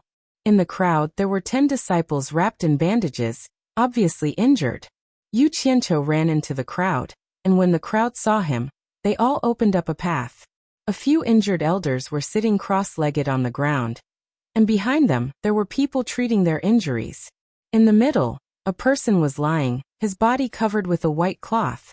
Yu Qianqiu, who rushed into the crowd, calmed down at this moment. His gaze coldly swept across the injured elders, and his master was not among them. His gaze fell on the white cloth, and his face twitched as he slowly walked over. In an instant, the plaza became incomparably quiet, and a few hundred pairs of eyes silently followed his footsteps. Yu Qianqiu squatted down, and the hand that stretched towards the white cloth trembled uncontrollably. The knuckles that pinched the corner of the white cloth were abnormally pale, and as if he was carrying a heavy object, he slowly lifted it up. The sloppy old man's familiar face entered his eyes as the white cloth was lifted up. The past was still vivid in his mind, but the amiable old man was no longer breathing. "Ah, your cultivation speed is godly. This time's new talent assembly, I want to rely on sect leader Xixiang to help out. So tomorrow I will lead a team with a few other Xixiang. When the time comes when the foundation building pills are distributed, you have the nerve to ask for one or two, to prepare for your foundation building." Master's words when they parted seemed to be right next to his ears. Looking at the old man's deathly pale face, and that smear of dried blood at the corner of his mouth, Yu Qianqiu's heart was bleeding. If it wasn't for him, Master definitely wouldn't participate in some bullshit new talent assembly, and also wouldn't. The squatting Yu Qianqiu had already unknowingly knelt down. His trembling hands carefully covered the white cloth, as if he was afraid of disturbing the sleeping old man. He suddenly opened up his arms, clenched his fists, and raised his head to the sky, shouting soundlessly, without making a single sound. His white teeth looked abnormally eerie under the sunlight, and the veins on his neck popped out. Suddenly, under the gaze of the crowd, the kneeling Yu Qianqiu actually spat out a mouthful of blood. The few elders who were treating the injured turned their heads in unison when they heard the voice. Their eyes were filled with surprise. Some of the female disciples couldn't help but cry out in surprise. They'd never imagined that there would actually be such a deep relationship between master and disciple in the cultivation world that was cold and emotionless. Everyone sighed endlessly when they thought about how Ong Kwangsung's trash life wouldn't be any better if he left the protection of his master.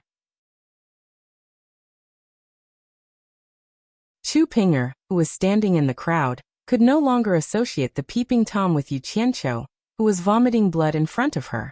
Recalling that the two peerless songs came from this person, she could not help but tear up, her eyes filled with pity. "The sect leader is here," someone shouted.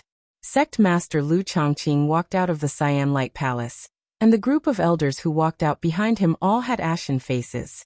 Lu Chongqing stood in front of Yu Qianqiu and stopped. His eyes swept over the blood on the ground, and looked at the bloodstain at the corner of Yu Qianqiu's mouth. He sighed and said, "Since it has already happened, martial nephew, please restrain your grief." Yu Qianqiu, who was kneeling there, didn't even raise his eyelids when he heard the voice. He just said in a frighteningly calm voice, "I just want to know what's going on." Everyone was slightly shocked. They didn't expect that he didn't even have the slightest bit of respect in front of the sect leader. "You're a trash without the protection of your master. Do you still want to mingle in Ong Kwangsung in the future?" A handsome young man walked out of the crowd and walked toward Yu Qianqiu with a face full of anger. Lu Chongqing looked at the kneeling man and frowned slightly. He then stopped the handsome young man with his eyes. Those who knew the young man knew that he was the sect leader's grandson, the outstanding talent among his peers, Lu Zhengguang. His appearance caused many female disciples to have a strange look in their eyes. They looked at him with affection. Chu Pinger was the same. Sect leader Lu Chongqing said to an old man beside him in a deep voice, "Junior martial brother, I'll let you tell everyone what happened." The old man nodded and told the story with a livid face. It turned out that Ong Kwangsung found a spirit herb on his way back from the new talent assembly. It was called the 7-color Lingji. What was the 7-color Lingji? It was a spirit herb of the heavens and earth. It was a treasure that cultivators dreamed of. If it could be used in a pill to help cultivators advance, It would almost certainly help them advance. How could a cultivator not regard such a thing as a treasure? And the one who found it was Yu Qianqiu's master, Hao Sansi. Just when Ong Kuangsung was celebrating, he bumped into the Deluo sect who came later. The cultivation world was a place where the strong preyed on the weak. When they saw such a treasure, the Deluo sect immediately said that they were the first to find it. The two sides immediately clashed. The Deluo sect was ranked second in the cultivation world of the Wuxia Empire. Ong Kuangsung was barely ranked sixth. Naturally, the latter was no match for the former. Hao Sansi, who had the spirit herb, was the first to bear the brunt. In the end, not only were the elders of Ong Kuangsung injured, some of the participating disciples were also injured. Hao Sansi, who was eager to protect the spirit herb, was seriously injured by the elders of Deluo sect. In the end, the spirit herb was snatched by the Deluo sect. Hao Sansi died before he could return to Ong Kuangsung. After hearing this, the disciples of Ong Kuangsung in front of the hall were in an uproar. They all condemned the Deluo sect. Yu Qianqiu's face was so cold that it could freeze. Sect leader Lu Chongqing's eyes swept across the crowd and said in a deep voice, "It's a pity that I, Ong Kuangsung, am not as strong as the Deluo sect. Sigh. This matter has been reported to the seniors in seclusion at the back of the mountain. Their intention is to look at the bigger picture and ask us to endure the humiliation and not be impulsive. This matter will be handed over to the abbot of the Cultivation Alliance to uphold justice." The disciples who had been quiet were in an uproar again. Everyone knew that the Cultivation Alliance was just a puppet. They would only speak up for the stronger side. If they were to handle this matter, there would be no justice to speak of. The voices grew louder and louder. Lu Chongqing frowned and snorted. His cold eyes swept across the crowd, and the front of the hall suddenly became silent. Suddenly, a cold laugh rang out. Everyone looked over in shock. Hee. The Luo sect. Yu Qianqiu, who was kneeling on the ground, stood up and stared straight at Lu Chongqing. Without any respect, he asked, "Is this the decision of the sect?" Not only Lu Chongqing, but the faces of the elders also changed. The Ong Kuangsung disciples all took a deep breath. They thought to themselves that this trash had the guts to speak to the sect leader like this. He really didn't want to live anymore. Chu Pinger's face was also filled with worry. "How dare you? How dare you be disrespectful to the sect leader?" Lu Zhengguang, who was at the side, took a few steps forward and slashed at Yu Qianqiu with his palm. None of the sect leader Lu Chongqing and the elders in front of the hall tried to stop him. Humph. Yu Qianqiu snorted coldly. He raised his mysterious heaven skill to the extreme and met the attack with his palm. Everyone was shocked. This trash actually dared to fight with Lu Zhengguang. As for the famous Ong Kuangsung Lu Zhengguang, Yu Qianqiu also knew him. However, he was not the kind of person who would not fight back when he was beaten. Moreover, his master was already dead. How could he care so much? Bang! The two palms collided with a loud sound. Both of them were pushed back at the same time. However, Yu Qianqiu was pushed back a few more steps. Silence. Absolute silence. Not only the Ong Kuangsung disciples, the sect leader and the elders were all dumbfounded. Even Lu Zhengguang, who attacked, looked at his own palm in disbelief. This trash actually hit his strength so deeply. Anyone could see that the person who attacked just now was not an ordinary person. At the very least, he was a Qi training level 4 cultivator. All the disciples' mouths were wide open. The sect leader and the elders were stunned. Even with their cultivation, they couldn't see that Yu Qianqiu had already stepped into the door of cultivation. How could this be? How could someone without the foundation of cultivation be able to step into the door of cultivation? This was an unchanging rule since ancient times. Today, it was actually broken. In an instant, some of the elders' faces became fiery. One must know that many of them had families in the secular world. Unfortunately, without the foundation of cultivation, they died of old age. In front of them was a chance to solve this mystery. That palm just now, Yu Qianqiu actually had a bit of an advantage. His Qi training level 5 could almost match a Qi training level 6 cultivator. Moreover, he used his full strength. And Lu Zhengguang only wanted to casually teach him a lesson. He never thought of injuring him. After all, this was in front of everyone. Otherwise, with Yu Qianqiu's Qi training level 5 cultivation, how could he push back Lu Zhenguang, who was in the middle stage of foundation establishment with one palm?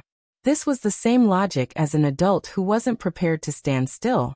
He could also be pushed back by a child. Yu Qianqiu's palm was not easy to take. The blood in his body was churning. After a long time, he finally calmed down. He stared at Lu Zhenguang and sneered. You, a 10th generation disciple, actually dared to attack martial uncle. You really have guts. Could it be that just because your grandfather is the sect leader, you don't put on Guangsang's rules in your eyes?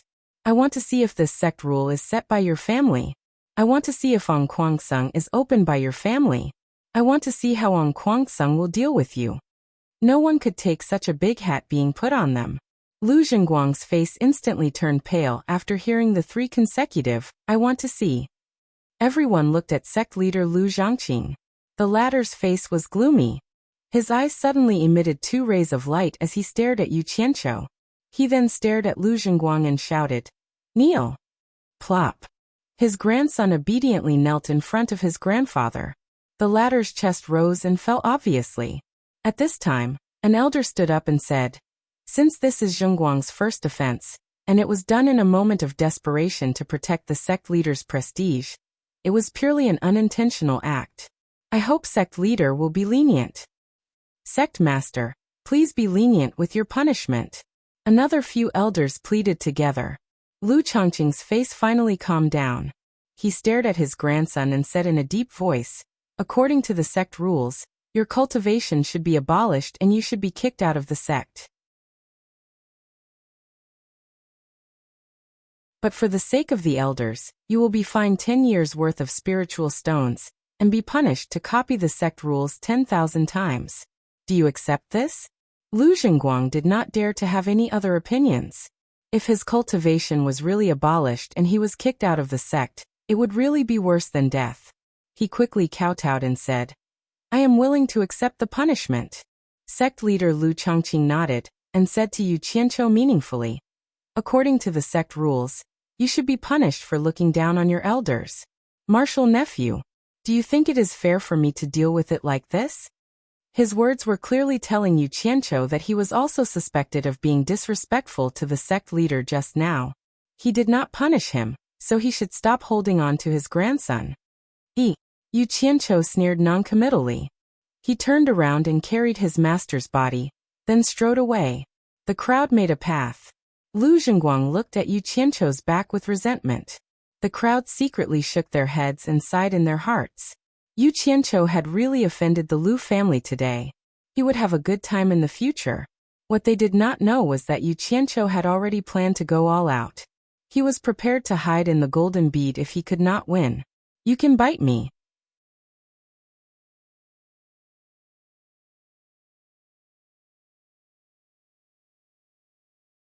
Chapter 16. The Forbidden Area, the Stone Cave, and the Stone Bridge. In the cave, there was no longer the incessant playing and singing day and night. The peerless white fox walked out of the zither platform, looked at the dead and alive in front of the pavilion, and faintly sighed. After learning about Yu Qianqiu's master's experience, she thought about it and asked Yu Qianqiu if he wanted her to go to the Daoyuo sect. The latter knew that with the white fox's strength, killing a few people would be as easy as chopping vegetables. In order to avenge him, the white fox was prepared to leave the forbidden area that had trapped her for more than 200 years. Yu Qianqiu thanked her for this. However, he refused without hesitation. His words made the white fox's hair stand on end. A master for a day, a father for life. It was only right that the son would avenge his father. I want the Daoyuo sect to be buried with my master. The beautiful woman did not say anything else. Although she had killed hundreds of people in a rage, it was only because she was angry. There were probably thousands of cultivators in the entire Daoyuo sect. She couldn't bring herself to kill all of them, not even sparing a chicken or a dog. The Daoyuo sect had been in the cultivation world for thousands of years. There were many hidden dragons and crouching tigers. She could not kill them with just a word. It seemed that Yu Qianqiu had to do it himself. Seeing that her brother did not say it casually, The white fox looked worried. Yu Qianqiu had a sad smile on his face as he wiped the blood off his master's face with a wet cloth. When he changed his master's clothes, he saw the holes on his master's body. The muscles on his face twitched. He clenched his fists and roared, "Daoyuo sect!" His voice echoed in the cave for a long time. After Hao Sanxi's body was reborn, Yu Qianqiu picked it up and was about to enter the golden bead when the white fox said, "Brother Qiu, wait." Yu Qianqiu was stunned and looked at her in confusion. She picked up her zither and slowly walked out of the pavilion. Immediately, a purple light screen appeared to block her. The white fox sighed and said, "If I couldn't do anything to you 200 years ago, do you think you can stop me now?" After she finished speaking, she opened her red lips and blew a breath of air towards the purple light curtain. The purple light curtain rippled and a hole appeared in the middle. The white fox slowly walked out from the hole, and the purple light curtain closed behind her and disappeared. "Oh my God! She actually came out." Yu Qianqiu was stunned. "Sister Bai, what are you doing? Didn't Brother Qiu invite me to live in your so-called territory? Why are you regretting it now?" White Fox smiled sweetly. "Oh my God!" She actually smiled. The legendary smile that could topple a city or a country was probably referring to a woman like her. Yu Qianqiu smiled bitterly. "Since Jie is willing to come, little brother is more than happy to come. How can I go back on my words? Sister, hold my hand." After he finished speaking, he freed one hand. White Fox didn't mind that he had hugged a dead person, and gently held it with her slender hand. Feeling the softness in his hand, Yu Qianqiu's mind was slightly shaken, but he didn't have any dirty thoughts today. He immediately focused his mind on the golden bead. In an instant, the figure in front of the pavilion disappeared. In the green light hall, the sect leader was discussing matters with the elders. Suddenly, a small bell hanging at the side of the hall rang. Everyone turned their heads to look. Sect leader Lu Chongqing said curiously, "Did the white fox spirit from the forbidden area come out? Let's go and take a look." After he finished speaking, he flew out of the hall, and the figures behind him followed. A group of people came to the grotto and saw that the pavilion was empty. They looked at each other in dismay. Sect leader Shi Xiang, "If I remember correctly, there is a purple light demon trapping formation here. Those who are trapped in the pavilion can't come out unless they have reached the middle stage of the tribulation passing stage. Could it be that this white fox spirit has reached the middle stage of the tribulation passing stage? That's impossible. If she really has reached the middle stage of the tribulation passing stage, there should be a lot of commotion when she goes through the heavenly tribulations in the early and middle stages. How could we not know?" A skinny old man walked to the side of the silent Lu Chongqing and said, This old man was the elder who first pleaded for Lu Jingguang. His name was Wu Baoru. Lu Chongqing silently shook his head, indicating that he also didn't know. Of course, they didn't know the reason. What cultivators did was to go against the heavens and change their fate. Forcibly increasing one's cultivation level was also against the heavens. When one's cultivation level reached a certain level, he would naturally be punished by the heavens. This was the origin of the tribulation passing stage. However, after the white fox reached the middle stage of the nascent soul realm, she stopped cultivating. Naturally, there was no heaven-defying action to forcibly increase her cultivation level. Naturally, the punishment from the heavens couldn't be found on her. She had unknowingly reached the late stage of the tribulation passing stage, because of the golden bead. In fact, the white fox also felt that it was strange. Why didn't her cultivation level reach the late stage of the tribulation passing stage? It seems that we have to report this matter to the master, who is cultivating in the back of the mountain. Lu Chongqing sighed. We still have to disturb the master?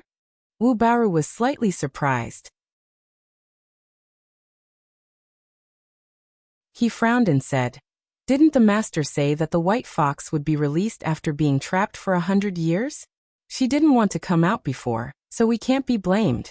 Now that she has come out on her own, it saves us the trouble. Senior Marshal Brother, why do you still want to disturb the master? The master is now at the critical moment of breaking through the early stage of the tribulation passing stage. We have just disturbed him because of the matter of the Daoyuo sect. If we go now, I'm afraid it's not appropriate, right? Lu Chongqing made a hand seal and flicked 4 white lights at the 4 pillars of the pavilion. Purple lightning swam on the pillars and 4 spirit talismans appeared. Lu Chongqing made another hand seal and shouted, "Withdraw!" The 4 spirit talismans turned into 4 purple lights and shot into Lu Chongqing's sleeve. After doing this, he turned around and looked at the others. He shook his head and said, "Junior martial brother, you only know one thing but not the other. The white fox spirit killed recklessly in the secular world and should be punished. However, the master imprisoned her for no other reason than that the white fox would be able to break through to the late stage of the nascent soul realm in less than 100 years, so the master made an agreement with the white fox. If the white fox wanted to come out after 100 years, she would have to swear an oath to join the Ongquangsung. Otherwise, she would be imprisoned until she agreed. Alas, the master did this so that the Ongquangsung would have one more good helper. I didn't expect that now." The elders looked at each other. It seemed that they didn't know the reason behind it, and were all fooled by the rumor that everyone knew. Wu Baoru sighed and said, "The master really put in a lot of effort for Ongquangsung. He even planned for 100 years. Lu Chongqing nodded. Suddenly, he seemed to remember something. He frowned and said to Wu Baoru, "There is something that I need Junior Martial Brother to think about. Junior Martial Brother Hao's disciple, Yu Qianqiu, can actually cultivate without a root bone. It is really incredible. This matter has to be cleared up, so I will have to trouble Junior Martial Brother. Junior Martial Brother, remember, you must clear up this matter." The last sentence was said in a gloomy tone. The meaning behind it was worth thinking about. Yes, Junior Martial Brother, you must clear up this matter. Senior Martial Brother, we will leave it to you. When the others heard it was about this matter, they all agreed. Wu Baoru laughed and said, "I understand. I will not disappoint the sect leader and the other senior and junior martial brothers." Something that could make a group of people so concerned was naturally related to their own interests. If the doubts about what happened to Yu Qianqiu were cleared up, these children without a root bone at the foot of the mountain could openly join the Ongquangsung to cultivate. This was something that everyone hoped for.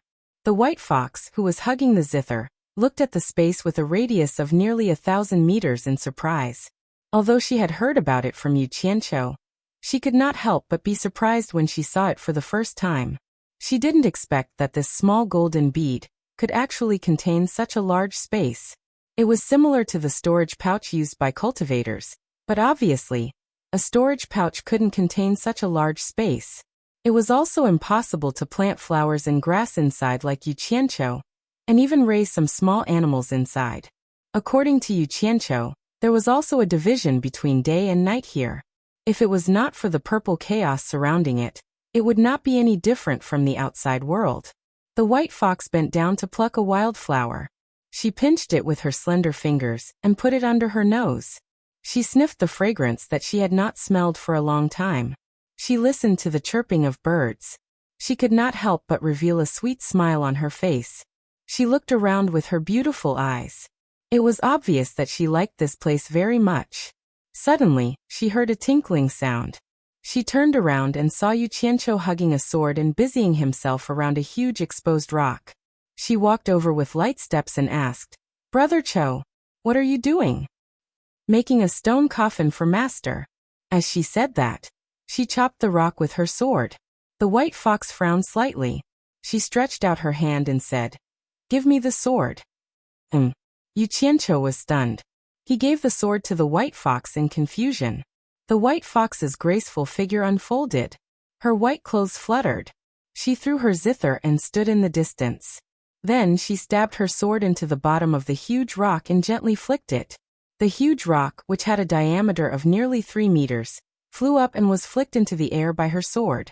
Seeing how effortlessly she did it, the white fox was dumbfounded. The long sword twirled. Xiao, xiao. Numerous sword rays shot towards the huge rock that was tumbling in the air. It was like a knife cutting through tofu. There was almost no sound. Seeing a black shadow fall, the white fox gently stretched out her sword and held up the stone pillar that had become smooth on all 6 sides. She slowly placed it on the ground. She pulled out her sword.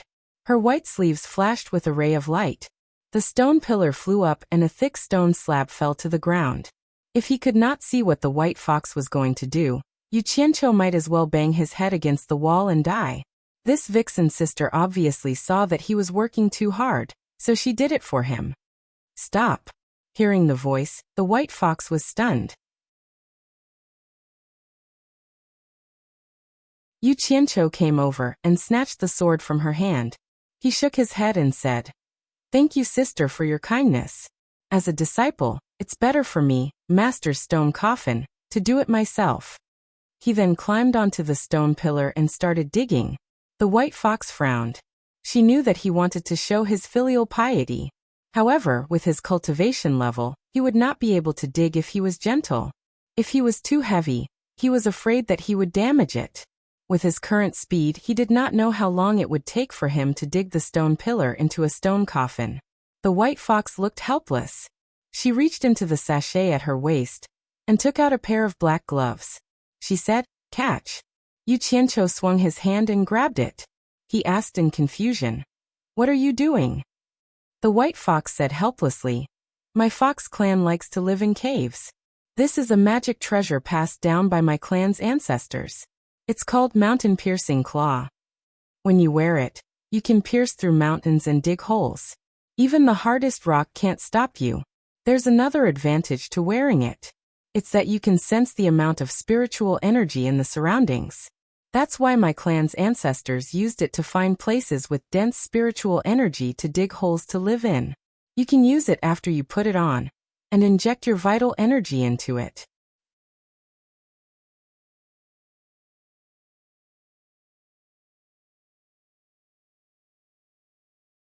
Chapter 17. Oh, Yu Qianqiu immediately threw the sword away and put on the mountain-piercing claw. His 10 fingers were covered with 10 black and shiny claws. He waved his hands a few times and it looked very powerful. However, he felt that it didn't fit well and was a little loose. Following the white fox's instructions, he infused his vital energy into the gloves. He felt his hands tighten as if the gloves had become one with his palms. He retracted his vital energy and the gloves loosened from his palms. "This is good. Let me try." Yu Qianqiu praised. He raised a finger and poked it into the rock. The finger sank into the base of the finger without any effort. He tried a few more times and it was the same. He turned his head and waved his claws. "Thank you, sister, for giving me this treasure." The white fox shook her head. "I didn't say I was giving it to you. This is the heritage treasure of my fox clan. I don't have the right to give it to you. I'm just lending it to you for a while." Yu Qianqiu was stunned. He smiled. "I understand." He then buried his head in work. His claws danced and stone chips flew everywhere. In less than half a day, he successfully made a stone coffin that looked passable. He took off his gloves and hung them on his waist.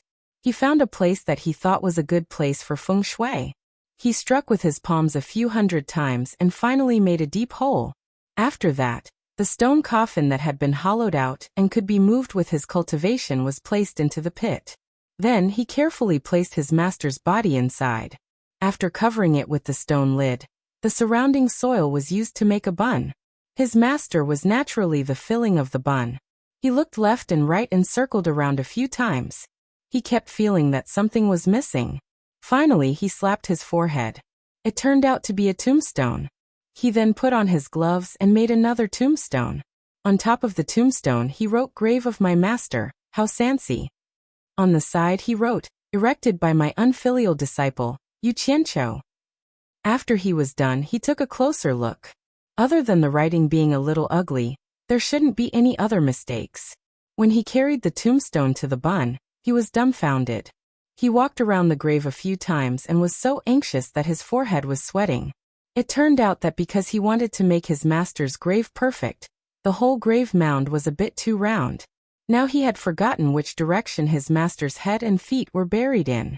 He couldn't just randomly pick a direction to insert the tombstone into. "Damn you!" Yu Qianqiu cursed and placed the tombstone on the ground.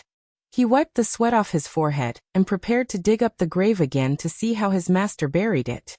The white fox, who had been watching him from the side, saw him carrying a tombstone and walking around the grave. It did not know what he was trying to do. Was this a custom of some place? Her beautiful eyes widened as she looked at him curiously. It wasn't until this guy was about to dig up the grave that White Fox reacted. It turned out that her silly brother had actually forgotten how Master was buried. Now he wanted to dig up the buried Master to see what was going on. He did not know whether to laugh or cry. He could afford to lose that person, but the people watching from the side felt that they couldn't. The White Fox looked down and saw a stone under her feet. With a kick, the stone landed on the side of the grave mound and stabilized. Yu Qianqiu saw a stone fall. In this place, other than him and the White Fox, there was no doubt that the stone was thrown by the latter. He squatted beside the grave and looked up at the White Fox. Seeing her glaring at him, he finally realized that the White Fox was reminding him where the tombstone should be buried. So he pointed at the location of the stone and shouted to her, "You mean to bury it here?" The White Fox nodded. After Yu Qianqiu carried the tombstone to the location, he looked around and seemed to feel that it wasn't the right place. He could not help but shout to her again, "Sister White, are you sure it's here?" The White Fox, who had always been elegant, could not help but roll her eyes this time. She decided to ignore him and let him do whatever he wanted. She turned around and walked away. He could vaguely hear the word idiot coming out of her mouth. Yu Qianqiu thought that she would not lie to him, so he buried the tombstone in that location. After that, he still felt that something was missing. Suddenly, his eyes lit up and he ran to the flowers and plants around him. The White Fox, who was not far away, was attracted by her brother's action. Her face became a little ugly as she looked at him. There were not many wildflowers to begin with. After he picked them here and there, it became a mess. The nearby flowers were ruined by him. Finally, they were gathered into a wreath and placed in front of the Master's tombstone. Then he caught 2 birds, roasted them and placed them in front of the Master's tomb. He respectfully kowtowed a few times and swore that he would avenge his master. After a while, it was finally over. He raised his head and sighed. He turned around and saw the White Fox standing alone in the wilderness. Then he looked around and found that there was no place to stay. He could not let the White Fox live in the wilderness every day like him. He immediately had the idea of building a house. With a thought, he had already returned to the grotto. Now that there was no one playing or singing in the grotto, it was particularly quiet. Looking at the fluorite all over the stone wall, he remembered that his own territory also needed illumination at night. Without saying anything, he directly pried it and sent it to the golden pearl. While he was praying, he suddenly found that as long as his hand touched the fluorite, he could use his thought to lock it and send it to his own space. This discovery made him extremely happy. Only when a large piece of the stone wall of the grotto turned black did he stop. But he didn't know that the White Fox in the golden pearl's space was also shocked when she saw the fluorite falling from the sky. But not long after, she guessed that it was Yu Qianqiu's trick. She also understood his intention. So, she collected all the fluorite together. But not long after, an even more terrible thing happened. Big trees started to fall from the sky. One by one, they started to fall, followed by the bamboo. The White Fox flew to the side and looked at the sky dumbfoundedly. Outside, Yu Qianqiu wanted to get a few bigger trees for his own territory. But as long as it was a big tree that was too big for a person to carry, his thought was not able to take it away. He could only stand there and sigh at the trees. All around, there were potholes left by the uprooted trees. He felt that it was almost enough. Looking at the top of the mountain, he remembered that Master still had some belongings. He decided to pack them up and bring them to his territory. The small courtyard was still quiet, but the people had changed. Standing outside the door, Yu Qianqiu's heart was heavy. He gently pushed open the courtyard door. He saw a person standing with his hands clasped behind his back. There was even a sword in his hand. That person turned around and looked at Yu Qianqiu. He smiled and said, "Shirji, you made me wait." It was Wu Baoru. Yu Qianqiu had stayed on the mountain for more than a year. Naturally, he knew this person. This person could be considered as his master Shi Xiang.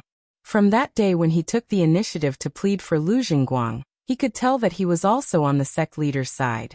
Although he was unhappy, he still bowed solemnly and said, Wu Shibua. Wu Baoru nodded. Seeing that he didn't look well, he thought that it was because of Master's death. He sighed and said, Ai, how shitty. No one would have thought that such a thing would happen. The deceased is gone. Shirji, please restrain your grief. Where's Shitty's body? Restrain your mother. Old bastard. Lean and skinny, a sharp mouth and monkey cheeks. One look and you can tell that he's not a good person. Yu Qianqiu cursed in his heart. He said, I've already buried Master in the back of the mountain. Oh right. Did Shibua come here for something? Yes. Wu Baoru nodded. He stared at him and said, Yesterday, I saw Shirji and Zhengguang exchange palms. It really surprised the entire Onquangsung. I didn't think that Shirji had already reached the 5th level of Qi training. I've received orders from the sect leader to grant you Onquangsung's sword. From today onwards, you are Onquangsung's registered disciple.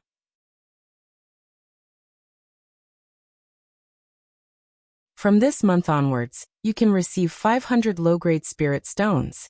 After he finished speaking, he threw the sword in his hand over. Yu Qianqiu caught the sword. He glanced at Wu Baoru and didn't say anything. He thought to himself, there's such a good thing? Hey, I don't believe in meat pies falling from the sky. Wu Baoru paced around the courtyard with his hands behind his back. He said in a low voice, You've seen what happened to your master. It's not that the sect doesn't want to avenge your master. It's just that the sect's strength can't compare to the Deluo sect. Why can't we compare to the Deluo sect? It's because for thousands of years, the disciples with good root bones have all been taken by the big sections. In the long run, the strong become stronger and the weak become weaker. But now, the time to change the sect's fate has come. At this point, he stopped and stared at Yu Qianqiu with his triangular eyes. I'm afraid that what I'm going to say next is the main topic. Yu Qianqiu sneered in his heart. Sure enough, Shirji is a disciple without the slightest root bone. Logically speaking, he shouldn't be able to cultivate. But now his cultivation has reached the 5th level of Qi training. This is really a piece of news that makes Onquangsung excited. That's why the sect master specifically asked me to find Shirji to clarify the reason. As long as our Onquangsung masters this secret, we won't have to worry about disciples without a good root bone anymore. In a few hundred years, our Onquangsung will also become the #1 sect in the world. At that time, Shirji will be our Onquangsung's #1 hero. The more Wu Baoru spoke, the more excited he became. Then he started dancing with joy, as if Onquangsung's glory was tomorrow. Yu Qianqiu was overjoyed when he saw the old man's performance. He thought to himself, this old fart is really good material for multi-level marketing. He really thinks I'm an idiot when it comes to bewitching people. Don't you just want to know why I can cultivate? I won't tell you. After speaking passionately for half a day, Wu Baoru finally stopped. He looked at Yu Qianqiu with an excited gaze and said, Shirji understands how important this matter is to the sect. Quickly tell Uncle Master the secret behind it. I'll go back and report to the sect master. After that, I'll definitely reward you handsomely. Yu Qianqiu scratched his head and asked in a daze, what secret? After speaking for so long, this brat didn't understand. Did I say too much and it's too complicated? Wu Baoru took a deep breath and said, This is the secret of your cultivation? Yu Qianqiu asked doubtfully, Is there a secret to my cultivation? There really isn't a secret. Wu Baoru clenched his teeth. Is there? Yu Qianqiu had a very silly and naive look on his face. Am I asking you? Or are you asking me? Wu Baoru finally couldn't help but roar out.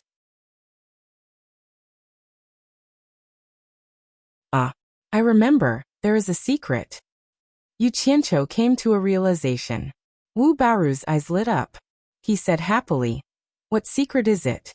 Quickly tell Martial Uncle. The former shook his head and said, No, I can't say.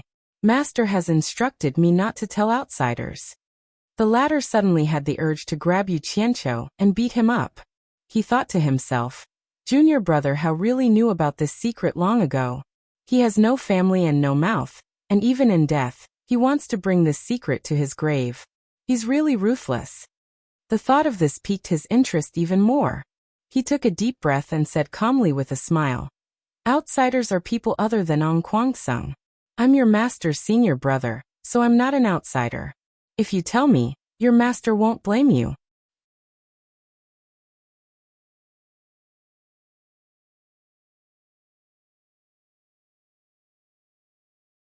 Chapter 18.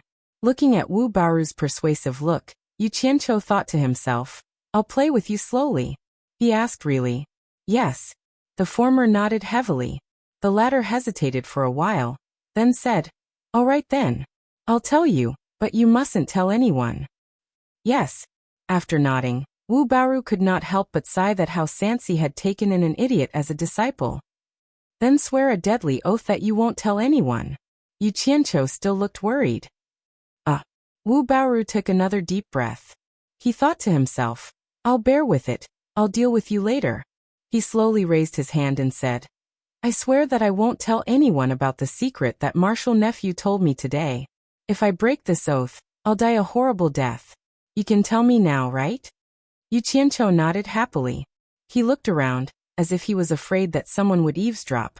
Then he lowered his voice and said, "Marshal uncle, come closer, don't let anyone else hear." Wu Baoru's eyes lit up, and he obediently brought his ear over. Yu Qianqiu said, "I do have a secret when I'm cultivating. Master always gives me his spirit stone to absorb spiritual energy. Master doesn't allow me to tell anyone." Wu Baoru waited for a while. Seeing that there was no more sound, he turned to look at him and asked, "Anything else?" Yu Qianqiu shook his head and said, "Nothing else." "What? Nothing else?" Wu Baoru let out a strange cry. What secret was this? It was normal for a master to give his favorite disciple a spirit stone to use, and the purpose was nothing more than for the disciple's cultivation to increase quickly. He suddenly felt like he was fooled. He grabbed Yu Qianqiu's shirt and said gloomily, "Are you going to tell me or not?" "Emph." Yu Qianqiu snorted coldly. The silly look on his face instantly disappeared. He squinted his eyes and said indifferently, "What? You want to fight now that you can't trick him?" Haha. Wu Baoru was startled for a moment before he started laughing maniacally in anger. He had treated the other party as an idiot, but he had always been treated as an idiot by the other party. He had lost so much face. He said fiercely, "What a small character. You actually dare to trick me. I think you must be tired of living." He suddenly released his aura. How could the current Yu Qianqiu withstand a nascent soul cultivator's aura? He was immediately suffocated by the aura, and the killing intent was clear. Yu Qianqiu said coldly, "If you dare to touch a single hair of mine, I guarantee that you will never know this secret. If you don't believe me, you can try." "You think I don't dare?" Wu Baoru slowly raised a palm. "I'll wait and see." Yu Qianqiu raised his eyebrows and smiled. "But there is something I have to remind you. If I die, I don't know if Ong Kwangsung and the others will suspect that you took the secret for yourself." Although Wu Baoru's face didn't show any reaction, Yu Qianqiu clearly saw his pupils shrink. The former laughed and said, "I will give you one last chance. If you don't tell me, I will kill you immediately." "Thank you. You don't have to give me another chance. Kill me now." Yu Qianqiu smiled and looked at the other party. Although he said that, his mind was already locked on the golden pearl in his dantian. As soon as he confirmed that the other party was going to make a move, he would leave immediately. The muscles on Wu Baoru's face twitched. He rolled his triangular eyes and suddenly pushed Yu Qianqiu away. He smiled evilly and said, "I almost fell into your trap. You're trying to provoke me." The latter pulled his clothes that were wrinkled. He shook his head and sighed. "Old B** starred. You're obviously afraid that killing me will arouse the suspicion of the other old guys, but you still want to find a way out. If you knew this would happen, why would you show your fangs and claws? Old dog, look at what you've done to my clothes." He didn't leave any face with his words. Since he had already fallen out with him, there was no need to hide it. Hee. Sharp-tongued little B** starred, "I won't gossip with you. I will destroy your dantian now and torture you for the rest of your life until you tell me." Wu Baoru was so angry that he was trembling. He had been in Ong Kwangsung for so many years, and no one had ever scolded him like this before. Judging from his expression, it didn't seem like he was joking. He was really going to make a move. Yo. I have the golden pearl, so I'm not afraid. Today seems to be the day to talk about insights. I'll play you to death, old dog. Yu Qianqiu thought like this, but he sighed and said, Stop, I'm afraid of you. If you want me to tell you, I'll go to Green Light Hall and tell the sect master personally. If you don't agree, I'll explode my dantian. Wu Baoru was stunned. He thought to himself, I'll kill you immediately after you tell me. Then he readily agreed. As for what he was planning, Yu Qianqiu could even guess it with his butt. Yu Qianqiu swaggered in front, and Wu Baoru, who followed behind, had a cold smile on his face. The two of them walked towards Onquangsung Hall, one in front and one behind. Passing through the wall, they could see many disciples sitting in the middle of the square, listening to lectures. Below the hall sat a few elders who were giving lectures. A knowing smile appeared on Yu Qianqiu's face. When they were about to reach the middle of the crowd, Yu Qianqiu suddenly ran for his life. Wu Baoru was slightly stunned. He thought to himself, Where can you run from here? Help! Someone wants to steal my spirit stones. Old dog wants to steal my spirit stones. Old bastard wants to murder me for money. Save me, sect leader. Yu Qianqiu shouted with all his might. The entire square could hear his voice, and it was incomparably miserable. In an instant, countless eyes in the square turned to look at him. Wu Baoru did not expect this guy to do this in public. He almost fainted from anger. He shouted, Stop! His figure flashed and he shot over. F***ck. Old dog is angry. Just as Yu Qianqiu was about to hide in the golden pearl, a voice came from inside the hall. Stop! At the same time, an elder who was giving lectures quickly flashed and blocked in front of Yu Qianqiu.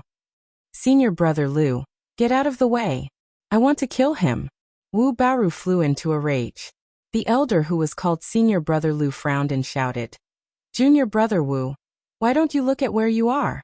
What a disgrace. This person's name was Lu Wanwan. After being reminded by Senior brother, Wu Baoru looked around and saw countless eyes looking at him in disbelief.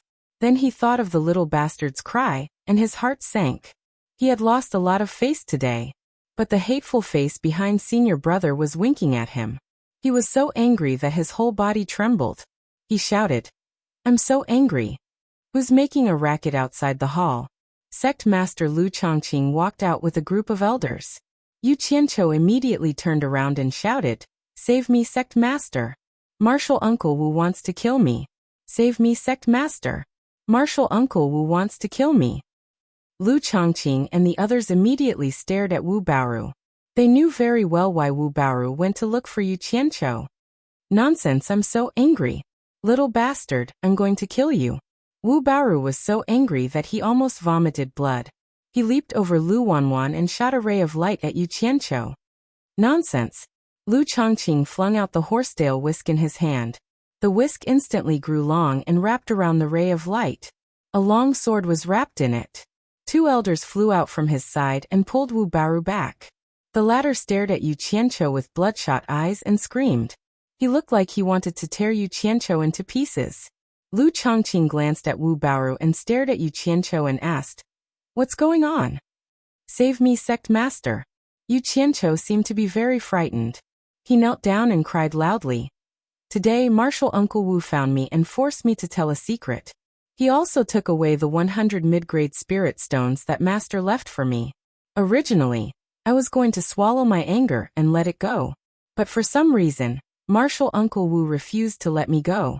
I think Martial Uncle Wu wants to kill me. I really feel wronged. I didn't expect that right after my master died, Martial Uncle Wu would sob. Sect Master, please help me. The entire square immediately boiled over. Although the cultivation world was fickle in relationships, it was rare for a martial uncle to immediately snatch away his junior brother's disciples' belongings as soon as his junior brother died. Looking at Yu Qianqiu's pitiful appearance, no one would think that he would dare to frame martial uncle.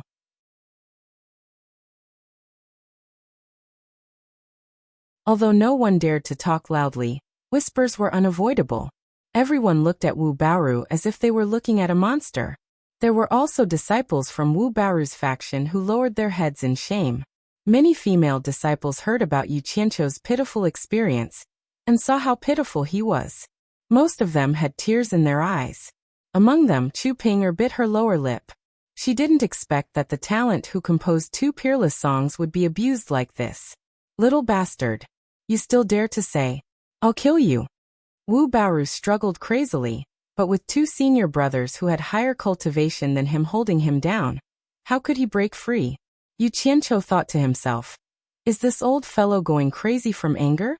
Tizke. With such poor mental fortitude, he still imitated others to be a hooligan. But it's good that he's mad. I'll give him some stimulation. Martial Uncle Wu, you dare to do it, but you can't let me say it. Yu Qianqiu clutched his chest as if he was having a heart attack. He staggered a few steps, opened his arms and shouted to the sky. Heavens! Open your eyes and take a look. There's actually such a crazy person in this world. After he stood up shakily, he pointed at Wu Baoru and said hysterically, I have no enmity with you. Why do you treat me like this? Why do you treat me like this? His grief and anger made people cry. Martial Uncle Yu is so pitiful. Some of the female disciples in front of the hall choked with sobs. One carried two carried three. Immediately, many of the female disciples began to cry. Pooh! When these cries fell into Wu Baoru's ears, it was as if he had been struck by lightning. His entire body trembled, but he could do nothing to Yu Qianqiu. He was so angry that he spat out a mouthful of blood. Then his eyes rolled back, and he fell into his senior brother's arms. F***CK. I'm so awesome, I actually made an original infant stage cultivator faint from anger. Kaka. Yu Qianqiu looked at the person who spat out blood with tears in his eyes. Lu Chongqing's face was ashen. He never expected that sending Wu Baoru to look for Yu Qianqiu would cause such trouble. His eyes swept back and forth between the two of them, but he couldn't tell who was the victim. When he saw that Wu Baoru had fainted, he immediately stared at Yu Qianqiu. But the latter's face was so thick that he couldn't be seen through so easily. You're tuning in to the Li Mei's Wuxia Whispers YouTube channel. We're so grateful for your support, and don't forget to subscribe to join us on this incredible journey through captivating stories. Your generosity through donations truly makes a world of difference, as it's the primary source of revenue that allows me to expand and enhance this channel for you. Thank you from the bottom of my heart for being a part of this adventure.